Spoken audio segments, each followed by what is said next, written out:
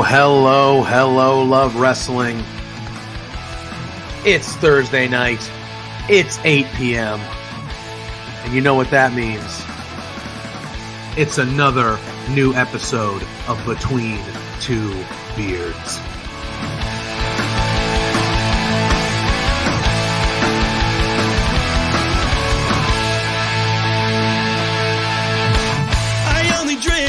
Can we start off with the biggest news of the week? The Rats lost!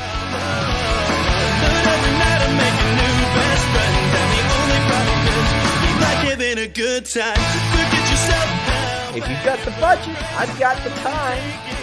There he is. Hey, boss! There's the boss. Hey! The man with the finest beard on this screen. Canadian boys, shut the hell up. Let me talk. You see, the Rads are resourceful. When I got beef with somebody, I can find a way to talk to them.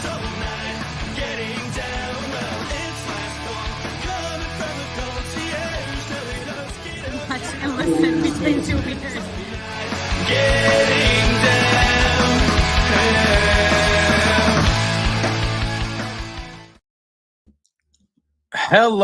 Hello, love wrestling. It is Thursday night. It is 8 p.m. And y'all know what that means by now. That we're eating chicken bakes and double chunk chocolate cookies. Yeah. No? Boom. No. I don't know. Did I do it right? Boom. No, you didn't. Oh, I don't know. shit. I didn't even know who that guy was up until 2.5 weeks ago. I don't know who that guy is. Now He's he's gonna- wrestling on AEW. I I know, don't know right? anything about him. I don't know We're anything about him. Costco guys. Of course we're going I to don't- wrestle I on don't- I- AEW. I don't have no idea who these people were up until I saw him 3 weeks ago. You get a Anyway. TikTok, JPJ. They're all over the place. Oh, are they? Because I They're double literally chunk didn't know who they chocolate cookies. They're going to job out Griff Garrison and John Silver. It's going to be great. Dustin's in the house. Shout out to Dustin. Spoiler alert. He's going to be dropping us. He dropped us a really cool thing for exposure that will debut this Sunday. There we Dustin's the man. There we go. We got our buddy Josh Robinson in the chat. Always a pleasure to see him. We got the boss man in the Josh chat saying he's putting it on the folks. He's saying we're looking for 20 likes tonight, y'all. So if you're 20. watching on YouTube, share it out, hit The that like tubes. button. You know all the fun stuff. 20 We likes, have- then what is that? What do we get if we get to 20 likes? You can't just say we're aiming for 20. What's the goal? The goal is 20, dude. That's what we're trying to get. We're trying to get 20 What likes. usually he like we're like Or he you know, said we're like 20 likes we're like for our Italian followers. Venti's the only one that doesn't mean large. So you're It's true. stupid in two languages. Venti true. is 20 because it's 20 ounces. Yeah, it's true. It's a So, thing. but you know, That's a thing. rat, like mice in a maze. Every time we complete the challenge, he gives us a piece of cheese. I wonder what the piece of cheese is tonight. Yeah. Oh, There we go. oh, I did see those. Those two look dope. I am a fan of both. Oh, Scott's in the house saying, "Good evening, gentlemen." Good evening, Yep. Scott. How we doing? Well, Pluggo, first and foremost, how the hell are you doing, bud? How are things?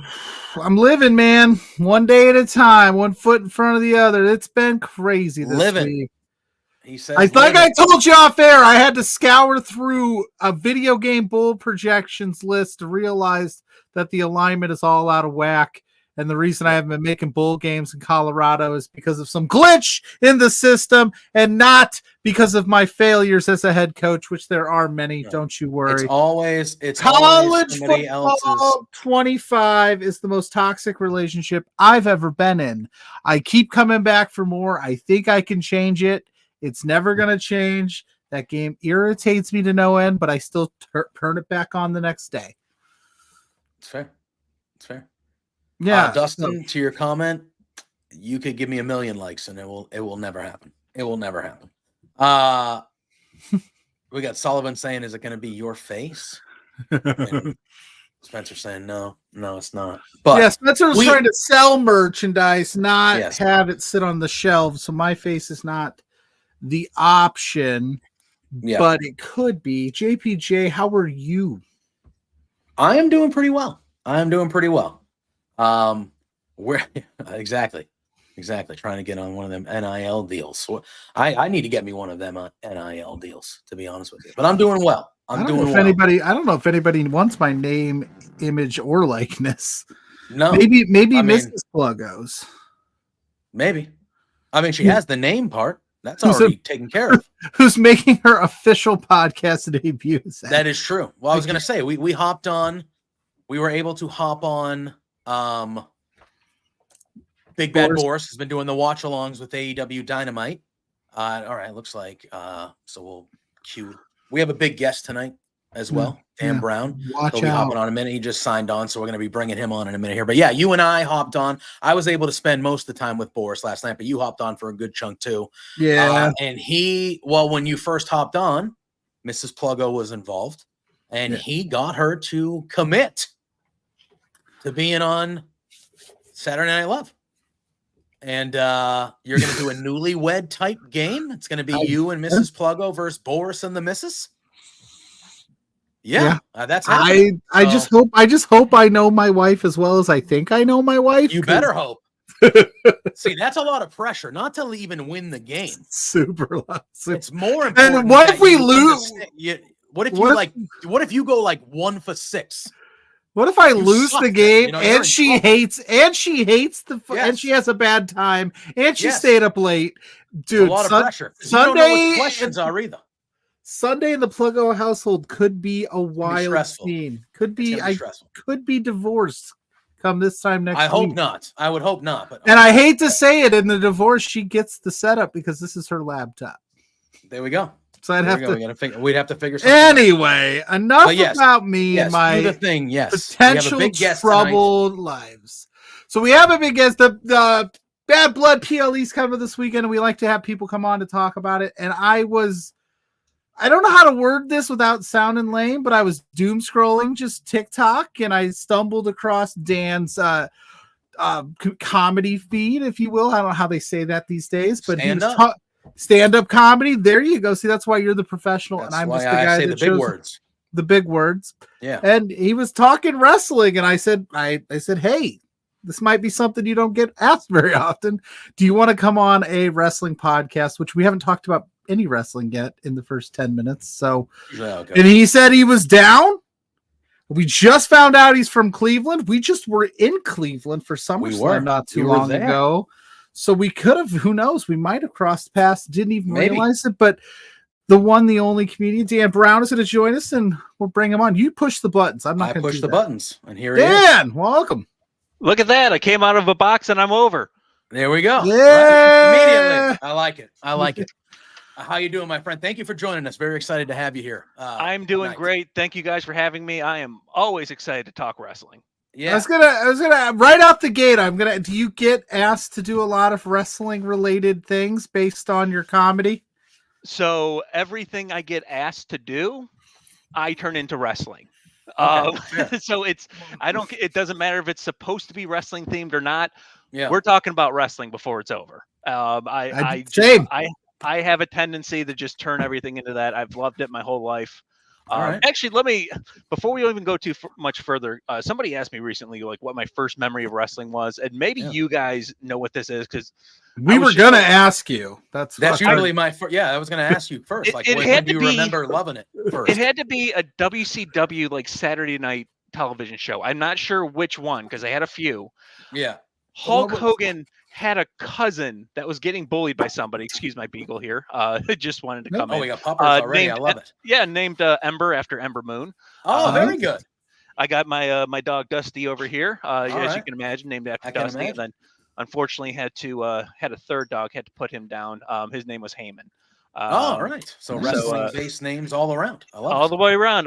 My oldest son, my oldest child is named Roman, and my youngest daughter is Natalia. So wow. I will put wrestling in every aspect of my life. That's dedication. That's what that is. But so first thing I remember as a kid, like really watching wrestling, it was WCW. I know it was Saturday night, and it was this guy who vaguely looked like Hogan. And Hogan said it was his cousin who was getting bullied, and the guy was like pretty wimpy. And then Hogan did like the typical Hogan promo, like, "I got your back, brother, and we're gonna face." I don't remember literally anything else from that night, and I can't find this promo. I have searched Hulk Hogan cousin WCW. Dustin, I need you to get on that in the chat, buddy. Yes, please do it.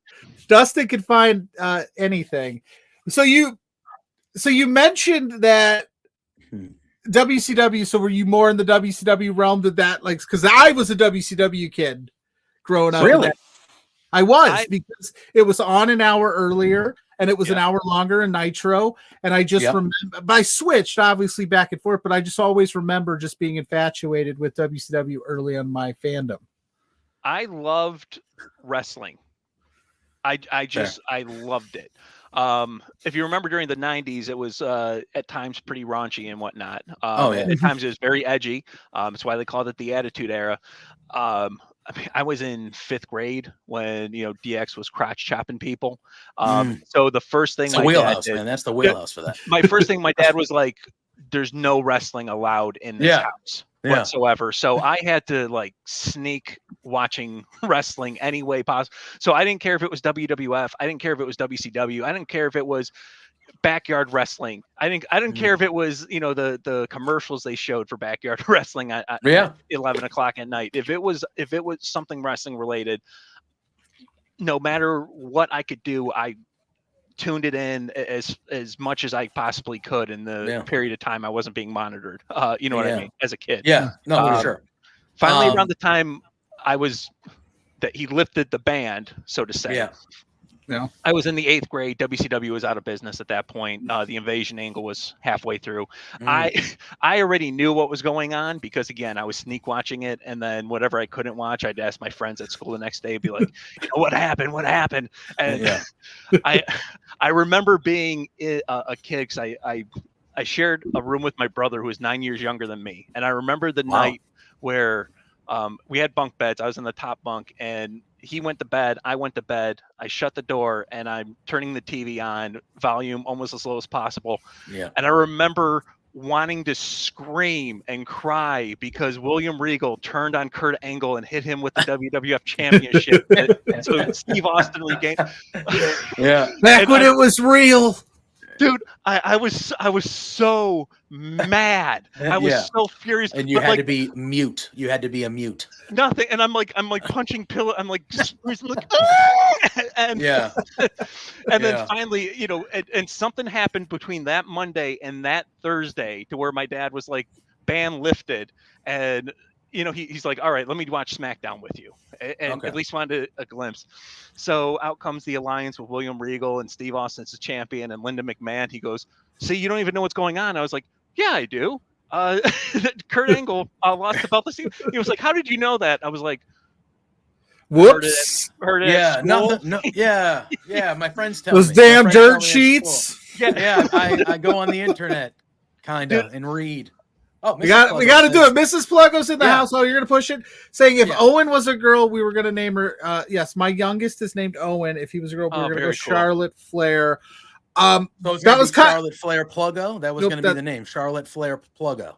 Well, we don't call him Owen Pluggo. He's just Owen. I'm kidding. But we could have. But that was gonna be. So you mentioned that all your dogs are wrestling names. Your kid is wrestling. Is your partner also into the rest? I still because that's the initial clip I saw was you saying like that she graciously watched it with you for a year and a half and thought it was the dumbest thing ever, and then you hit her with a chair. Obviously, I would assume that was in kayfabe, but how did you convince your significant other to let you name everything wrestling? Because I got to tell you, I don't know how that would have flown here if I was like, "We're naming this kid Mick Foley."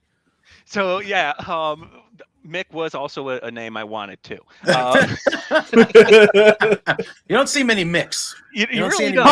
Honey, we're having a child, and his name is the Boogeyman. Yeah, that's what we're doing. Ember, I was really pushing when we got her. I wanted to name her Foley. Fair, that's a good name. But so when we first started dating, I mean, I did the online dating profile, met her online, everything like that, and I was mostly single for like 2 years. You know, it's hard when you're doing stand-up comedy and you're busy all the time and you're out doing shows, because, you know, especially during that time, when I was making my way up and I was really doing the grind as a beginning comic, when I would be dating a girl and it would start getting serious, I would explain to them, like, listen, if I had a choice between you and comedy, I'd pick you, but you got to understand, sometimes I don't have a choice. You know, and I found that being upfront and honest with them was always clearly the best route to go. Hey, I'm a comic book nerd. You're not taking that away from me. I'm a wrestling nerd. You ain't taking that away from me. Okay. Listen. I gotta be honest. What I did, Dan. Yeah. Was I like hinted at Mrs. Pluggo that I was a wrestling fan? As soon as I slapped the ring on her and the IDs were set, I was like, hey, it's getting serious. By the way, I'm going to be in the basement like 3 times a week just talking to random people. Talking to people.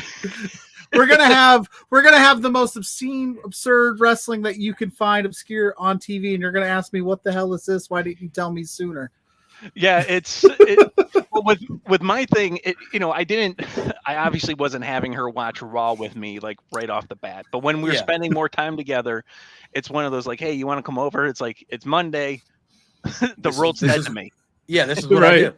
This is what I do on Mondays. USA Network, kicked feet up. Let's 8 go. o'clock. We don't do anything. Don't ask me to go out. Don't ask me to. No, this is what we do on Mondays. All right. And I mean, we were dating for, about a month and a half when WrestleMania 30 happened, and that was like the first time I had to be like, I'm staying home. I'm not going to be looking at my phone. I'm not, going to be on the computer, AIM, nothing. I'm at home watching my wrestling, and she would watch it with me, and some stuff entertained her. Don't get me wrong. But she ultimately was excited to go to some of the events live in person. Like we went to TLC. Well, in 2014, it was TLC and chairs, if you remember, and stairs. That's what it was. Stairs, yes. And, so she went to that with me, and we waited till the day before they came to Cleveland to buy our tickets. So we literally had the 2 worst seats in the house. Like our backs up against the wall. Still a fun time. Don't get me wrong. Of course. At the basketball arena? Yeah, at Rocket Mortgage Fieldhouse. We were just there and almost died because we had those seats. Real quick, Grainmaker's in the house. Hey, look at that hunk plug. Oh, hi, Grainmaker. Hi, yeah, so we had the privilege of doing media at SummerSlam when it was just in Cleveland. Really? So we were there doing media. This is the first time him and I met in person and everything. It was a big weekend for us here. We've been doing this for over 3 years, and that was the first time like we met. We did some really fun stuff, and so we were there, and we were like, "How bad are garbage?" On a whim, we were like, "Let's go to SmackDown. Let's go to SmackDown. We'll go to SmackDown." So a couple friends and us two, we were like, "We just got to buy tickets to get into the building," and we were like the second to last row from the back of the building, and it looked like you're going down the stairs to go to the bathroom or leave, and if you take a misstep, you're dead. That's what it looks like. It's like you're gonna die. You're just going. As I was sitting there, I realized that same event. I'm like, I've sat in this chair before, and it was when LeBron James returned to Cleveland for the first time as a member of the Miami Heat. Oh boy!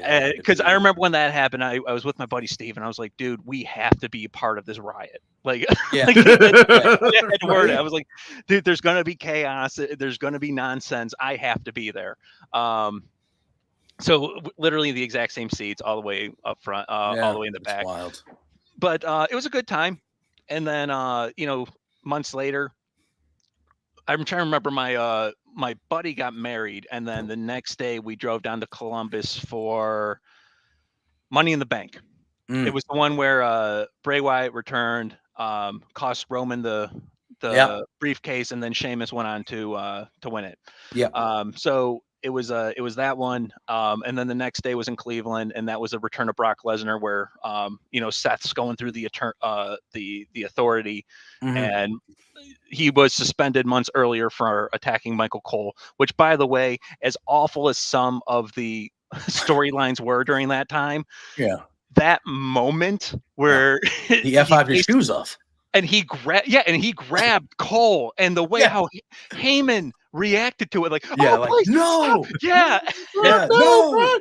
Heyman is a legend, dude. Heyman is just, but also just how the audience just went nuts, like the moment when that happened. Like, what? Well, because Michael Cole would go through these spurts of like he was a good commentator, bad commentator, so people still would be like, "Fuck that guy." But it was also great was during that time, like he was on like a 3-year stretch where he was still the good commentator. Yeah, but he was such a dick. To Daniel Bryan, because WWE, to Daniel Bryan, he was such a dick to him that the fans remained angry at him forever for all these years. Now we're I think just we're at now a point starting where to everyone's like, dude, he's so good, he's amazing, because he is. He's just incredible. Big Bad Boris is in the house. Shout out, Big Bad Boris. Saying good evening, gentlemen. Yeah. So all right. So I think from the timeline you're telling me, I think I'm a few years older. I think we're all around the same age. I think I'm probably the oldest one here. I started 36. watching. Okay. 36, 38. 39. So we're all around the same. Yeah. So I started watching. We're old, dude. Yeah. I'm 14. So really, WCW was available for me, but it wasn't promoted in Boston like WWF back in the day was promoted. Like it just, the Northeast was kind of, even still in the early 90s, it felt like the Northeast was WWF and WCW was kind of Midwest South kind of. And then the NWO happened and it just was like, okay, now it's the biggest thing ever. They're going back and forth with each other and stuff like that. So I watched a lot of the WCW stuff later on, like when I would go to back in the day when, if you guys remember the Blockbuster videos and all these stores where you used to, my parents would go and rent their movie for the weekend or their movie for their alone time or whatever. And they would let me rent a video game and an old wrestling tape. And that was kind of, go stay in your room all weekend so we can have like, not be bothered by you, kid, for the weekend. All right, cool, great. And that's when I would rent old WCW tapes, old WWF tapes from the 80s when I was a child, barely able to do anything. And that was my education of wrestling. And then it never left me. I had like a small window post-college where like I kept up with it still. I read the dirt sheets. I kept up with it. But if my friends wanted to go party on a Monday or a Thursday, at that time in my life, I had other focuses that were my main, that I was trying to have my main focus. I was like, I'm gonna go party. Did you have one of those fallouts? Only for a few years for me. Because I had a similar one too around that time. My only real fallouts that I've had, like, don't get me wrong, there's been times where it's been so bad where it's like, I know that I was watching, but I don't remember any of this. Like I came across a clip of Tyson Kidd with Jackson Andrews, and I'm watching this and I'm like, who the hell was Jackson Andrews? Yeah, I don't even remember who that is. Yeah, and like I'm finding this catalog and I'm like, I don't remember any of this. And so what I've done, and this was more so for the later years of a McMahon ran WWE, I would watch Raw and then I would just turn it off the moment I felt my intelligence was insulted. And that's fair. Probably wasn't that long. So like for a long of them. 8:30 every night, I was watching something else. I mean, it was getting bad, and I do the same thing with AEW too. And I know you got people out there who are definitely AEW fans. I consider myself an AEW fan. Full disclosure, I'm a Jim Cornette guy. I love Corny. I love the people that I look at and I'm like, okay, whether or not you agree with them is one thing, whether or not they're being honest is another. And no one can call Corny a liar. No one calls, other than Buff Bagwell will call Jim Ross a liar. So, I like CM Punk, Oh yeah, of course. As many issues as people have had with him, how many have come out and said, you know what, Punk's lying about this? It's true. Tell me what I'm telling lies. I mean, that's shout out. By the way, shout out to Buff Bat. He's still getting them checks every once in a while. He pops up at some indie date. He does, and you know what? There was it's kind of sad. There was a guy in the Cleveland scene. He started doing stand up, and he was doing a podcast with Buff, and then he was an indie wrestler too. And then it found out that he was a convicted felon for child grooming. Not good. And, Not good. And he was working with Buff. Yeah, he was working with Buff. If you remember a few years ago, like Buff had this issue where people were like ordering autographs to the website and then just not receiving anything. Oh, gotcha. It was allegedly allegedly this other person that was manning the whole thing for Buff, and Buff had no clue what was going on. So, and during that time, you guys remember what was his name? Was his name Kiwi in WCW? Kiwi, dude. Yeah, Kiwi, with the hair. Wait, who is this? Yeah. What? Wait! Stop! Look up Kiwi right now, JPJ. It was at the same time. Kiwi was like do you know how to spell it? He was going on his podcast, like calling out Buff. It was like, Buff, you're still a dumb piece of shit, mother. And I'm guessing like the two were at like some kind of like old timers convention. And they go at it. Oh yeah, well, Kiwi was going at it. He's like, "Come on, Buff, I'm right here." And Buff's like, "Yeah, you tough on that podcast." He's like, "I'm tough in real life. I'm right here, right now." Oh. It was just really bizarre to like kind of see these guys. It's like, dude, you end of WCW was a wild. See, I think that was the thing, because before WCW actually like ended, I stopped because it was just, that last year is infamous for the wrong reasons, and I just stopped watching it because I would watch it and be like, I can't. Yeah. Physically, I can't keep up. I cannot keep up with what's going on the screen right now. You're going to tell me that Viagra on a pole was not your cup of tea? Yeah, I know. Judy Bagwell on a forklift was not your cup of tea there, buddy. Judy Bagwell. That still lives in infamy. The Judy Bagwell on a pole match. I don't think that will ever die. I have. They put that poor old lady up on that forklift. I got 2 reminders on my phone that go off every year for the dates. One is Judy Bagwell on a forklift. The other is the WLC match. Oh, that's one of the best matches of all time. And you celebrate the anniversaries? I do. And then I'm in a group chat with some wrestling friends of mine, and I always send them the YouTube link. Just letting you know, hey, today's the anniversary of these wonderful matches. That's amazing. Hey, that WLC match, for as jokey as it was, it's good. Really good. Yeah, legitimately good. Don't get me wrong. And I love matches like that. I love to me, a couple of years ago, the best match at WrestleMania was Sami Zayn versus Johnny Knoxville. That was the best match that happened that weekend at WrestleMania. From the moment it started to the moment it ended, I enjoyed myself more than any other thing that was on that. That was, to me, the best match. So, like I said, I'm a corny guy. Corny did not like that. Oh, match. I know he didn't. I typically hate things that make wrestling fans look stupid. Yeah, I love that match. It was amazing, and they still have the bit. They're still still going with it, and the way how Wee Man came out from behind, underneath the wing, and it was just and just went firing at him. It was great. That reminded me of when Hogan slammed Andre. The same vibes. That's what it is. As a comedian, when you see the comedic side of wrestling, which gets dumped on a lot in the IWC, do you have a better appreciation of it because you're in the comedy business, or are you one of those fans who are like, this has no place in wrestling, it has to be serious all the time? There's definitely a place for comedy in wrestling. It can't be. You can't overdo it.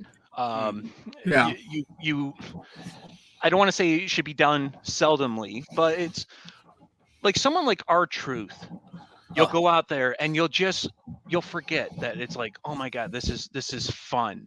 Yeah. And also you look at R-Truth and he does look like a guy that if you cross him the wrong way, he'll kill you. He'll turn serious like that. He also looks like he's 20 and he's like 53. Yeah, he looks like he hasn't aged in 30. He's amazing. There was when he accidentally won the U.S. belt. I remember that.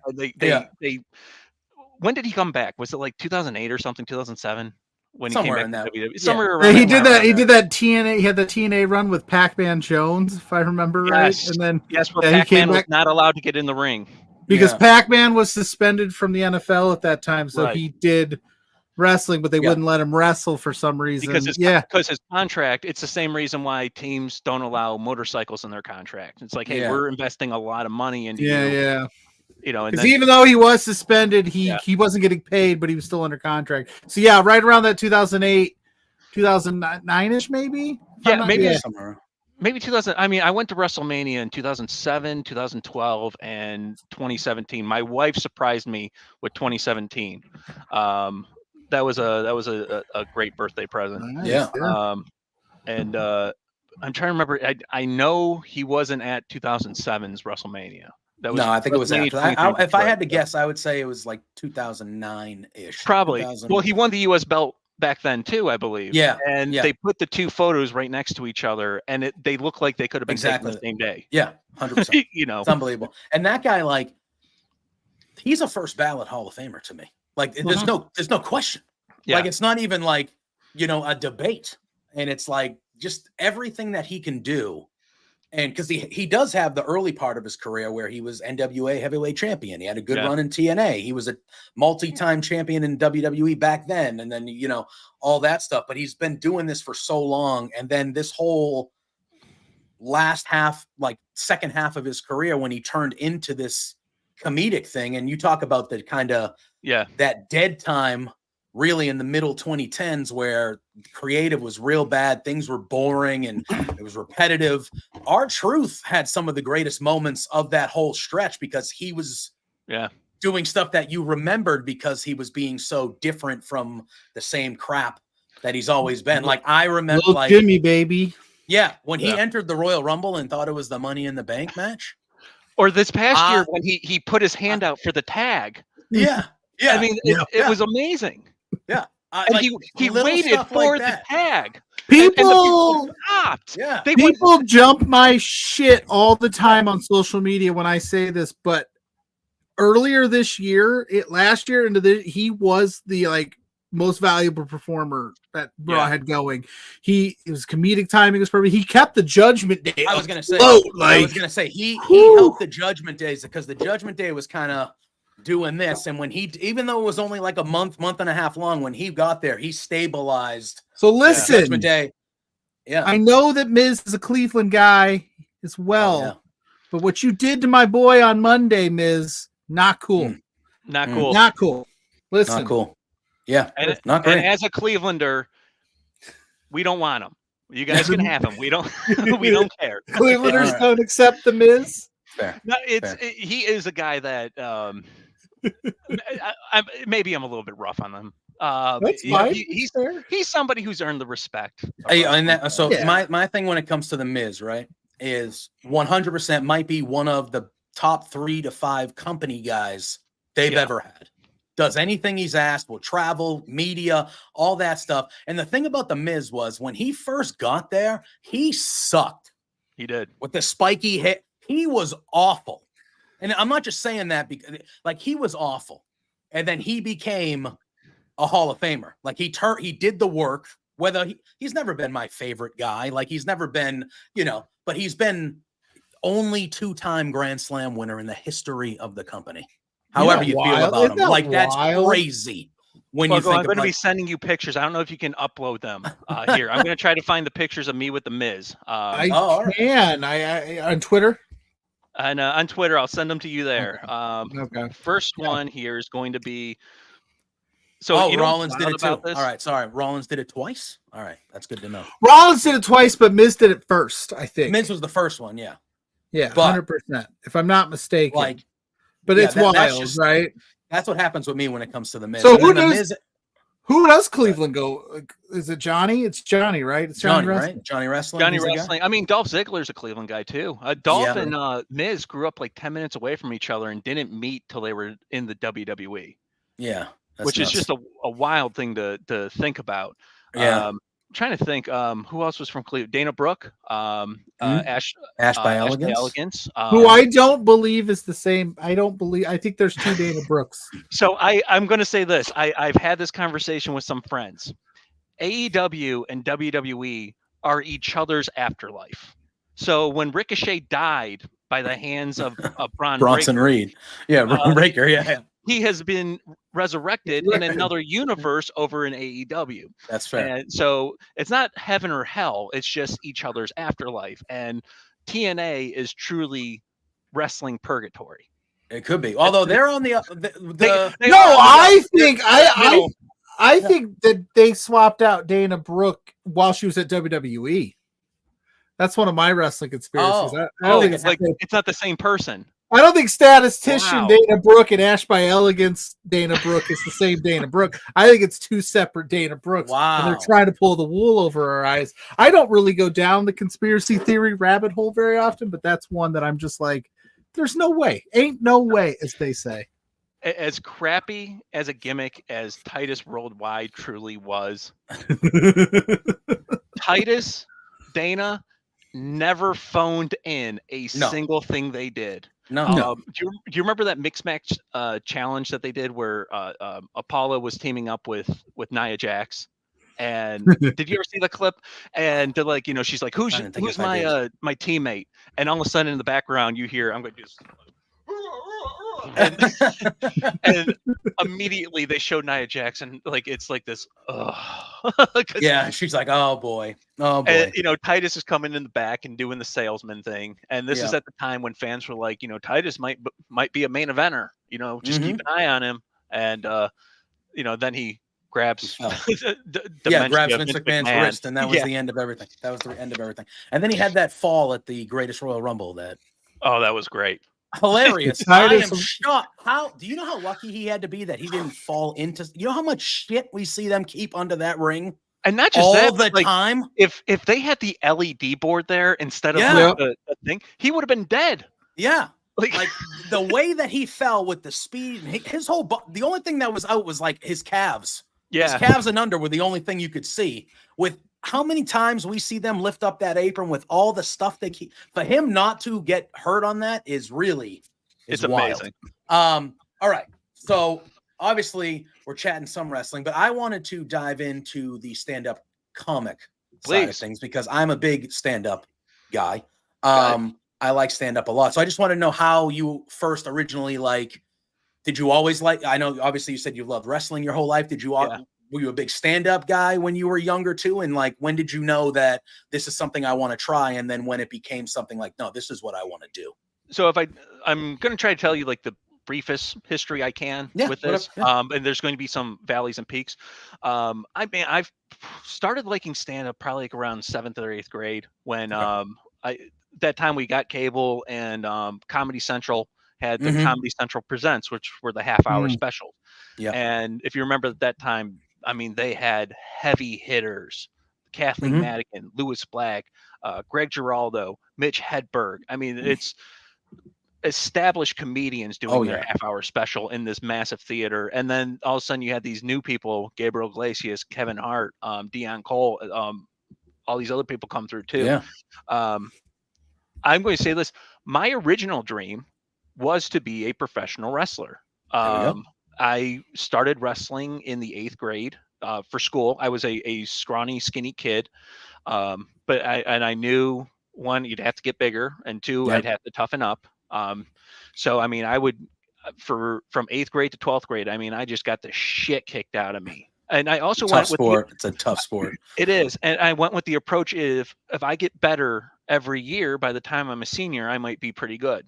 And then happened. It wasn't great. I was okay by my senior year, but I had developed pretty good techniques when it came to shooting and and actually taking falls correctly so you don't hurt yourself. Had the endurance and everything. And then my senior year, I was diagnosed with a heart condition, so I had to quit wrestling altogether. So that's always been a what if dream. Now I'm going to fast forward to when I'm 28 years old and or 29, however old I was when I had my son. No, I was 30 at that time. Damn it, time's a son of a bitch. All right, isn't it? I was 30 at the time, and we go to get my son tested for the same heart condition. Oh, same thing. And okay. My son doesn't have it, and turns out I have been misdiagnosed. So I never had the heart condition. So that's always going to, so that's always going to be something that will always bother me about whether or not I could have actually done it. Yeah. Having said that, when I knew stand-up was something that I'd be interested in, but I didn't exactly know how. I'm a huge fan of Kevin Smith and Kevin Smith movies. Me too. And I watched An Evening with Kevin Smith probably 100 times. And if you know anything about An Evening with Kevin Smith, that means I had a lot of time on my hands. Yeah, it's long. that was like a 4-hour long. Yeah. He's like one of the most long-winded guys out there, but like I can in a good way. Yeah, not in a bad way. In a good way. Yeah. Yeah. He tells great stories. The stories are incredible. But there's a guy up there in jean shorts, in a hoodie, talking about Batman.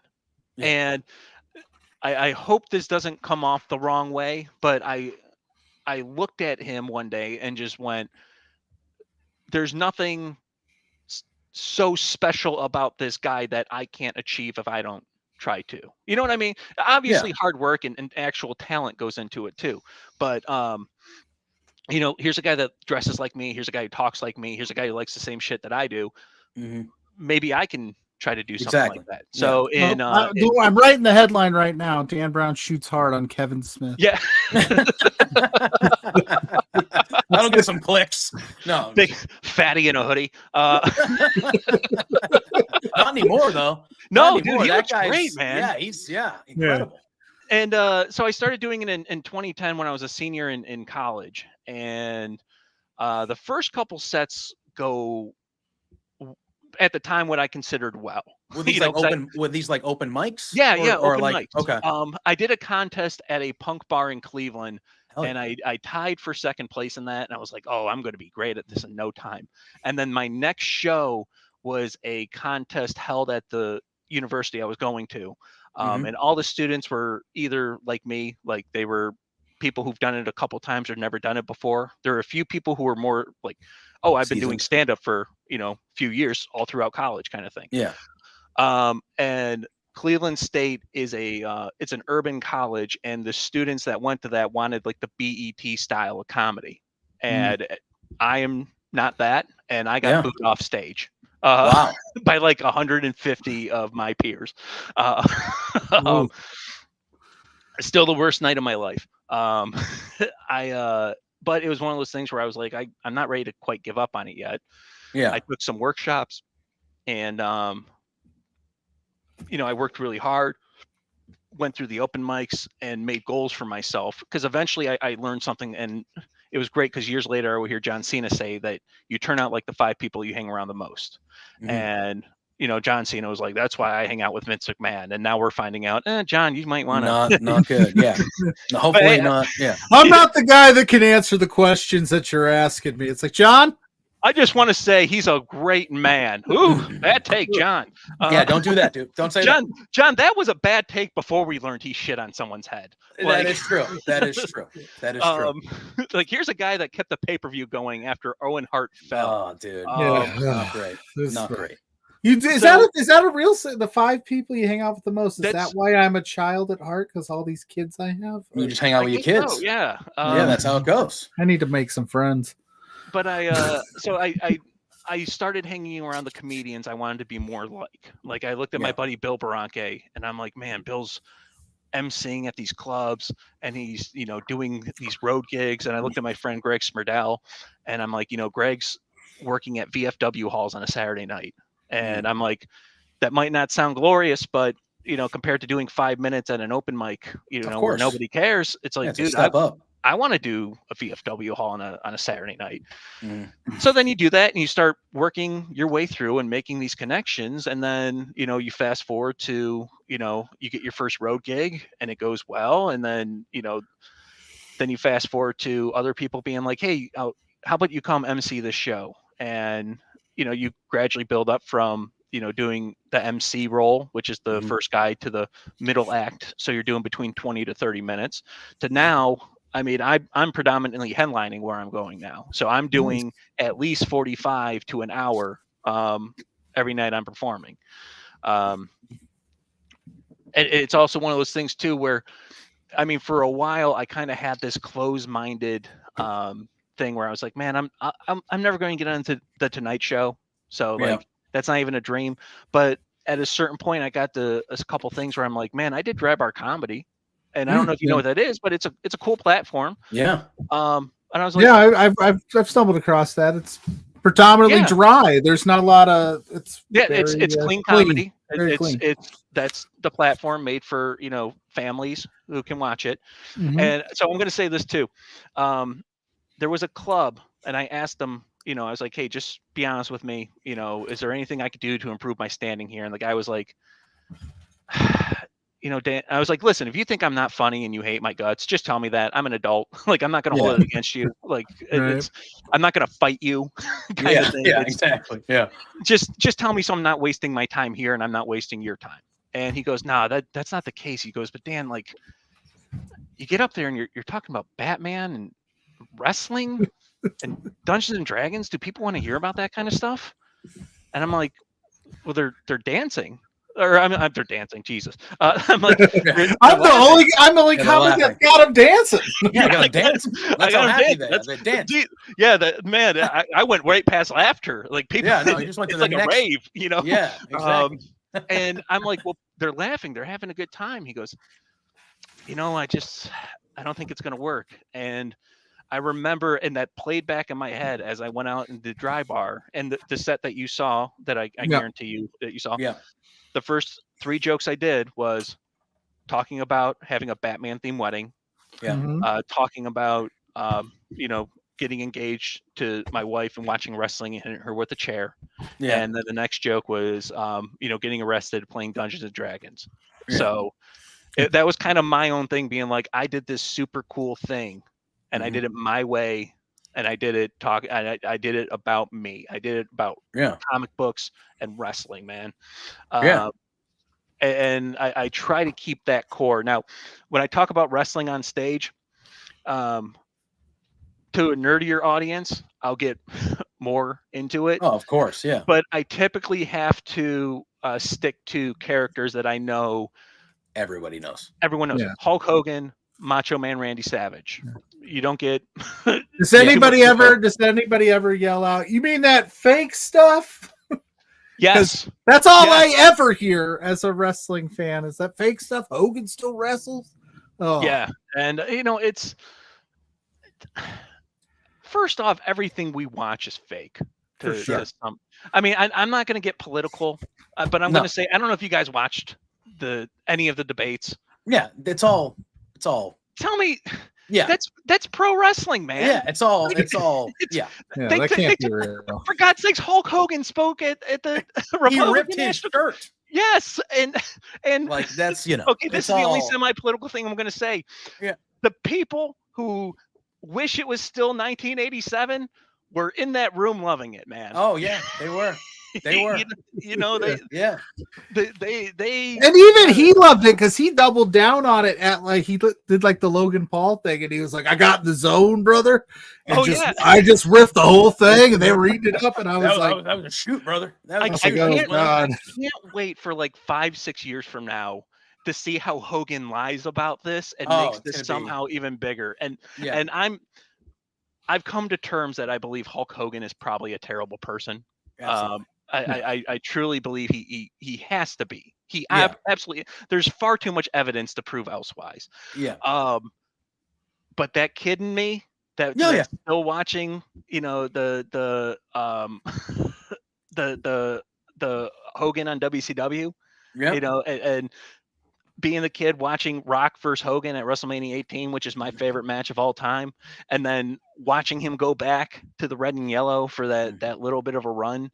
Yeah. And by the way, that match he had with Vince McMahon at WrestleMania 19, which was awesome because you had two guys that couldn't work just beating the shit out of each other. Yeah, it was a great match. It was a great match. Yeah, it was good. Like I'm still a Hulkamaniac at heart. I have to say. I mean, yeah, and that's the weird stuff because we all know he is not a great person. Like he's awful. But when you grew up in the era that we grew up in, like it's hard. Like Hulk Hogan, he was the guy. He was the guy. So there's like a certain. It's it's like thinking of it that way, and then it's just All right, rock and roll, dude. I remember. I know you were talking about like the first thing. So Dustin, I was gonna say keep going because my internet's acting a fool here, and I'm trying to. Yeah, no. So Dustin said he tried to do some searching for Dan's WCW memory, and the closest thing he could find was Dave Sullivan Hulk Hogan stuff. Not sure if that's it. If not, it'll live in only Dan's memory. So he tried to. I'm gonna try to look up some stuff, but I know. Man, I'm trying to think. Well, you are also, before we start, chatting some bad blood and like stuff that's happening this weekend and stuff. You're also Here, a big. look, we're Oh we're my gonna God. do this. Was Is that that it? Did Dustin nail it? Is that it? The Dave Sullivan stuff? Dustin, you're a genius, man. I don't He know is. who Dustin's rules. clutch as hell, man. Like whenever we're like, oh wait, whenever we're questioning, like, wait, what happened? Dustin, boom. Here, I couldn't download it because StreamYard's being weird, but here you go. That's it, huh? I am so. After all this time, you found it. I can't. Oh wow, that is a young Dan with the Miz. Yeah, that was Spiky Faux Hawk. That's a young Miz. That's Spiky Faux Hawk Miz. And that was Miz when he first really started being on television. He had a dark. I'm trying to think. He had a dark match at the like the SmackDown beforehand. Okay. And he wrestled a Kofi Kingston who was not yet on television and lost. And Kofi. That was Jamaican Kofi Kingston in Jamaican accent and everything too. Yeah. That's still my favorite Kofi line to this day when he's like, I don't even speak. I couldn't do a Jamaican accent. They just kept pushing me to do it. And then Vince was like, I love it. Do it. Yeah. And he's like, I'm not Jamaican, Vince. Well, that's what when CM Punk came back and, they do the segment with him and Kofi, and he goes, you're making me crazy. And Kofi goes, man, I don't do that anymore. I don't do that. Give you an idea of time. Yeah. Was he still doing the Jamaican accent in 2014? Or was that okay? No, but I don't CM think so. Punk has completely missed. The New Day's been around for 10 years. The New Day is hitting their 10 years this year, so 2014 would be if they make it. If they make it, they might not make it. We'll talk about that. I don't know if they're going to make it. The one thing I will adamantly disagree with Jim Cornette on is his critique against the New Day, and that is because he will constantly mention how he wasn't watching for the longest time. It was only through listener demand that he do these reviews. He did not see what a dog shit gimmick the New Day was in the beginning stages and how they got booed out of buildings, how in Philly it was New Day sucks, and how they took chicken shit and made it chicken salad. And they made it the most profitable tag team ever. And in 6 months, were the best thing on television every single week for a while, for like a couple years, and then for basically the whole time they were around. You're talking, and I love how they're doing the story now. If we start transitioning into current thing, because Kofi Kingston, obviously we had Kofi Mania with him at one point where he became the champion. Big E obviously broke away, won Money in the Bank, cashed in Boston. I was there. It was awesome. When he won the belt before obviously what happened with the injury with him. And now Xavier Woods, part of his big thing of why he's feeling the way he's feeling is because he thinks everyone's looking down on him because he's never been a former world champion like everybody else. So I think like the fact that they're using, I have been, obviously, there was the first half of this story when Odyssey Jones was there. He's gone now. Yeah. That's over and done with. So, and I think they've pivoted incredibly into what we're seeing, like with Xavier. What they did on Raw with Xavier accidentally ripping the mask off of Ray, but still winning the match, and then costing Kofi and putting Xavier in multiple situations where it's like, oh man, come on, dude. Also, while that's going on, and here's somebody who gets a lot of shit from the internet wrestling community, Karrion Kross. Oh yeah, and I say this, he has done Sean O'Hare's gimmick the correct way of the devil on your shoulder, the devil made you do it kind of thing, and it's that back in 2005, whenever that was, 2004, when it was Vince McMahon back then, and Vince would just be like, I'm tired of it, and cut the legs out of something immediately, and not actually let something develop. We're seeing Triple H being like, hey, I know the fans aren't into this right now, but I think we're going to pull this off. And he had to do a lot of damage control with Karrion too. Oof. He did, I was a big Karrion Kross guy for a long time, and then Vince was just like, put him in that. Put a Jason mask on. Put him in that mask. What do you take away Scarlett from him? Yeah, exactly. And then immediately put the NXT, put your other brand's champion on television and have him lose in 90 seconds to Jeff Hardy. And I'm not saying losing to Jeff Hardy is a bad thing.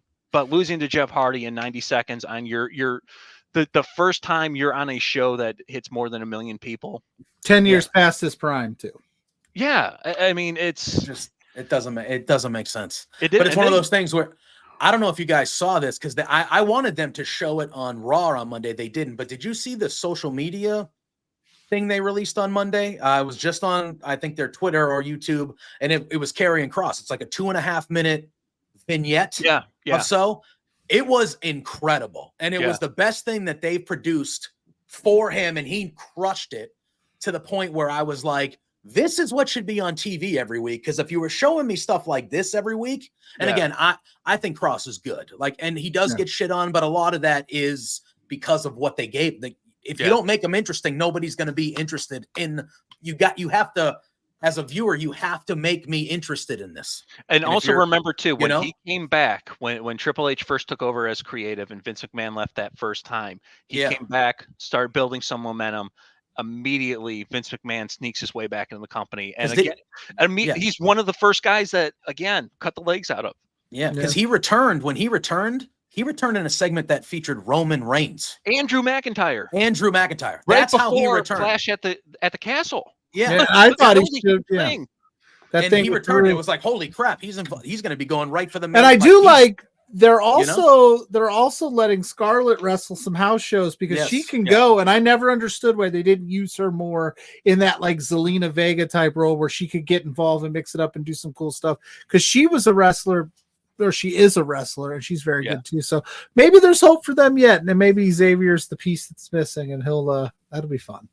I'm not ready for it. I am going to cry. I'm going to cry when it officially happens. I mean, I love the New Day. Don't cry because it's over. Smile because it happened. It happened. It's about the friends we made along the way. I know. So that's what it's about. It's just one of those. It's just one of those teams which we can have the debate all day whether you think they've ran their course or they haven't ran their course or whatever it may be. But I've always said, like, just amicably split them up, let them go their separate ways. I get it. I'm going to be invested. I'm a rep, but I'm just like, they have me fully invested in this story about the New Day. But if and when they do break up, I've said it, it's going to make me feel dirty. I feel dirty about it. So there's going to be a certain part of me that's going to be like, I'm just going to be in the shower crying, just like Mrs. Pluggo's going to be like, what's wrong with the shower? Just that's going to be me. My wife just sent me a text that I'm screaming too loud where she's trying to keep my kids asleep. So Dan, I think Pluggo just gets a stomp on the ground from his I'm surprised she hasn't said anything yet. Last week or the week before, she was like, we're trying to do homework up here. And I'm like, sorry. She's like, what are you yelling about for 2 hours? I'm trying to entertain the masses. That's what you said. That's like, you refer to me as Big Star Pluggo, honey? No, she's like, go sleep on the couch. And I go, yeah. And like you mentioned a good point, right? Where Triple H has been kind of in charge of creative now for the better part of, I would say, because Vince did leave and then come back, whatever. We're approaching 1.5 years, getting close to that. And I feel like, right away you could tell the differences, but there still was a lot of, like, I think one of the things that people don't understand is, like, I feel like Triple H had to reestablish with the wrestling fans what a wrestling show actually looked like. Well, because we were so used to not seeing a cohesive, coherent, put together, long form stories, some short. We just had seen the same stuff for what felt like 8 to 10 years, and we had become accustomed to it. So Triple H, when he's like, hey, this is how I want to run these shows, not only was he trying to create new stories and new stars and like position people differently almost immediately, but in the same time he was trying to recondition wrestling fans to actually love wrestling again, or know what a wrestling show should be like. Fucking hate it. Well, here's the thing too. You also have to remember how many wrestling fans are there in the United States? 2.5 million? Yeah, probably. Yeah. That watch weekly regularly. Okay. Yeah. So let's just say it's 2.5 million. Out of those 2.5 million, how many of them know the name Dave Meltzer? Probably not that much. Probably not that much. So you can't just turn the show around immediately for the fans like us that know about the inner workings or try to know about the inner workings or like to learn about it, because most of the people are just watching it because that's their thing that they watch on Monday and Friday nights. So when you're when you're trying to rebook the show and you're trying to get your talent over at that point, you just can't have Shinsuke Nakamura go out there and then have him knock out Roman Reigns in 10 minutes, because everyone who's been watching is going like, why would that happen? Even though there's a small portion of the fan base that would be like, this is amazing and I love it. I'd be that guy. I mean, it's, and I'm trying to think who else, like Finn Balor. Like if Finn Balor just went out there and just, you know, immediately unified the WWE and the World Championship, you'd be like, this is great. But most people who have been scratching their head like, why would you pick him? And you know, because they don't know the history and the lineage. Yeah, and Finn Balor's a perfect example, because you look at where Finn Balor is right now, and I think that Finn Balor is performing at that main event, two-time NXT champion, first ever Universal champion before he got hurt. Like, that is where I see him now. I'm like, he's rejuvenated. He's the leader of this new Judgment Day. You can see it in him. He's winning big matches. He's being treated like a top of the card main event star. And they couldn't have done that, like you said. You couldn't have done that a year ago. You know, like you couldn't have with Chad Gable. I mean, it literally took 2 years for them to shed Shorty G. And Shorty I mean, G. Thanks, Dan. I had tried to forget about that. Now I'm gonna have flashbacks. I think I that escaped my mind. But they also had to be like, okay, we just can't. The guy is very funny. And the shoosh and the thank you and whatnot. You couldn't just immediately get rid of that. You had to carefully ease his way out of it. I don't think they realize like, hey, these fans really still want to do the thank you and the shush for as long as they did, because we really did.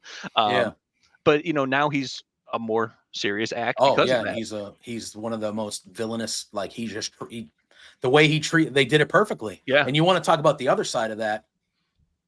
Good on Otis, good on Maxine. And oh my God, I'm drawing Akira Tozawa, baby. And good on Tozawa, because those three, it felt like we were building to this big moment, and people were really waiting for Otis to ruin Gable. And they teased it and they teased it, and then it kind of went away for like a bit, and it was like, oh, that kind of felt like we didn't get that moment. And then they brought it back, and like the way that those three without Gable are still as over as they are. Yeah. And like get that crowd reaction. That is so good on them. Maxine. Yeah, Maxine, the last couple of times we've seen her in the ring, she's been fantastic. Yeah, I mean, it's one of those things where like I look at someone like the Bellas, who were shit on for so long by the wrestling fan base. A lot of people, yeah. And I mean, I don't know if people really truly understood how hard the Bellas worked. I maintain that they got a bad rap. They're underrated by so many people. They held that division. That feud that Brie had with Stephanie McMahon should have main evented that SummerSlam. Yeah, and I don't know. Well, I don't know about main event, but I mean, it was definitely it was good. Top of the card. Yeah. I'm trying to like. So I made this comparison to the first AEW show, where it was Riho versus Nyla Rose. And this is where I brought up the fickleness between the fan bases. And I was like, if that exact same match happened between Nikki Bella and Nia Jax, for example, except they had half the botches that Riho and Nyla Rose had, people would be screaming that Nikki Bella is the worst wrestler on the planet, and everyone would be saying about how unsafe Nia Jax was. Yeah.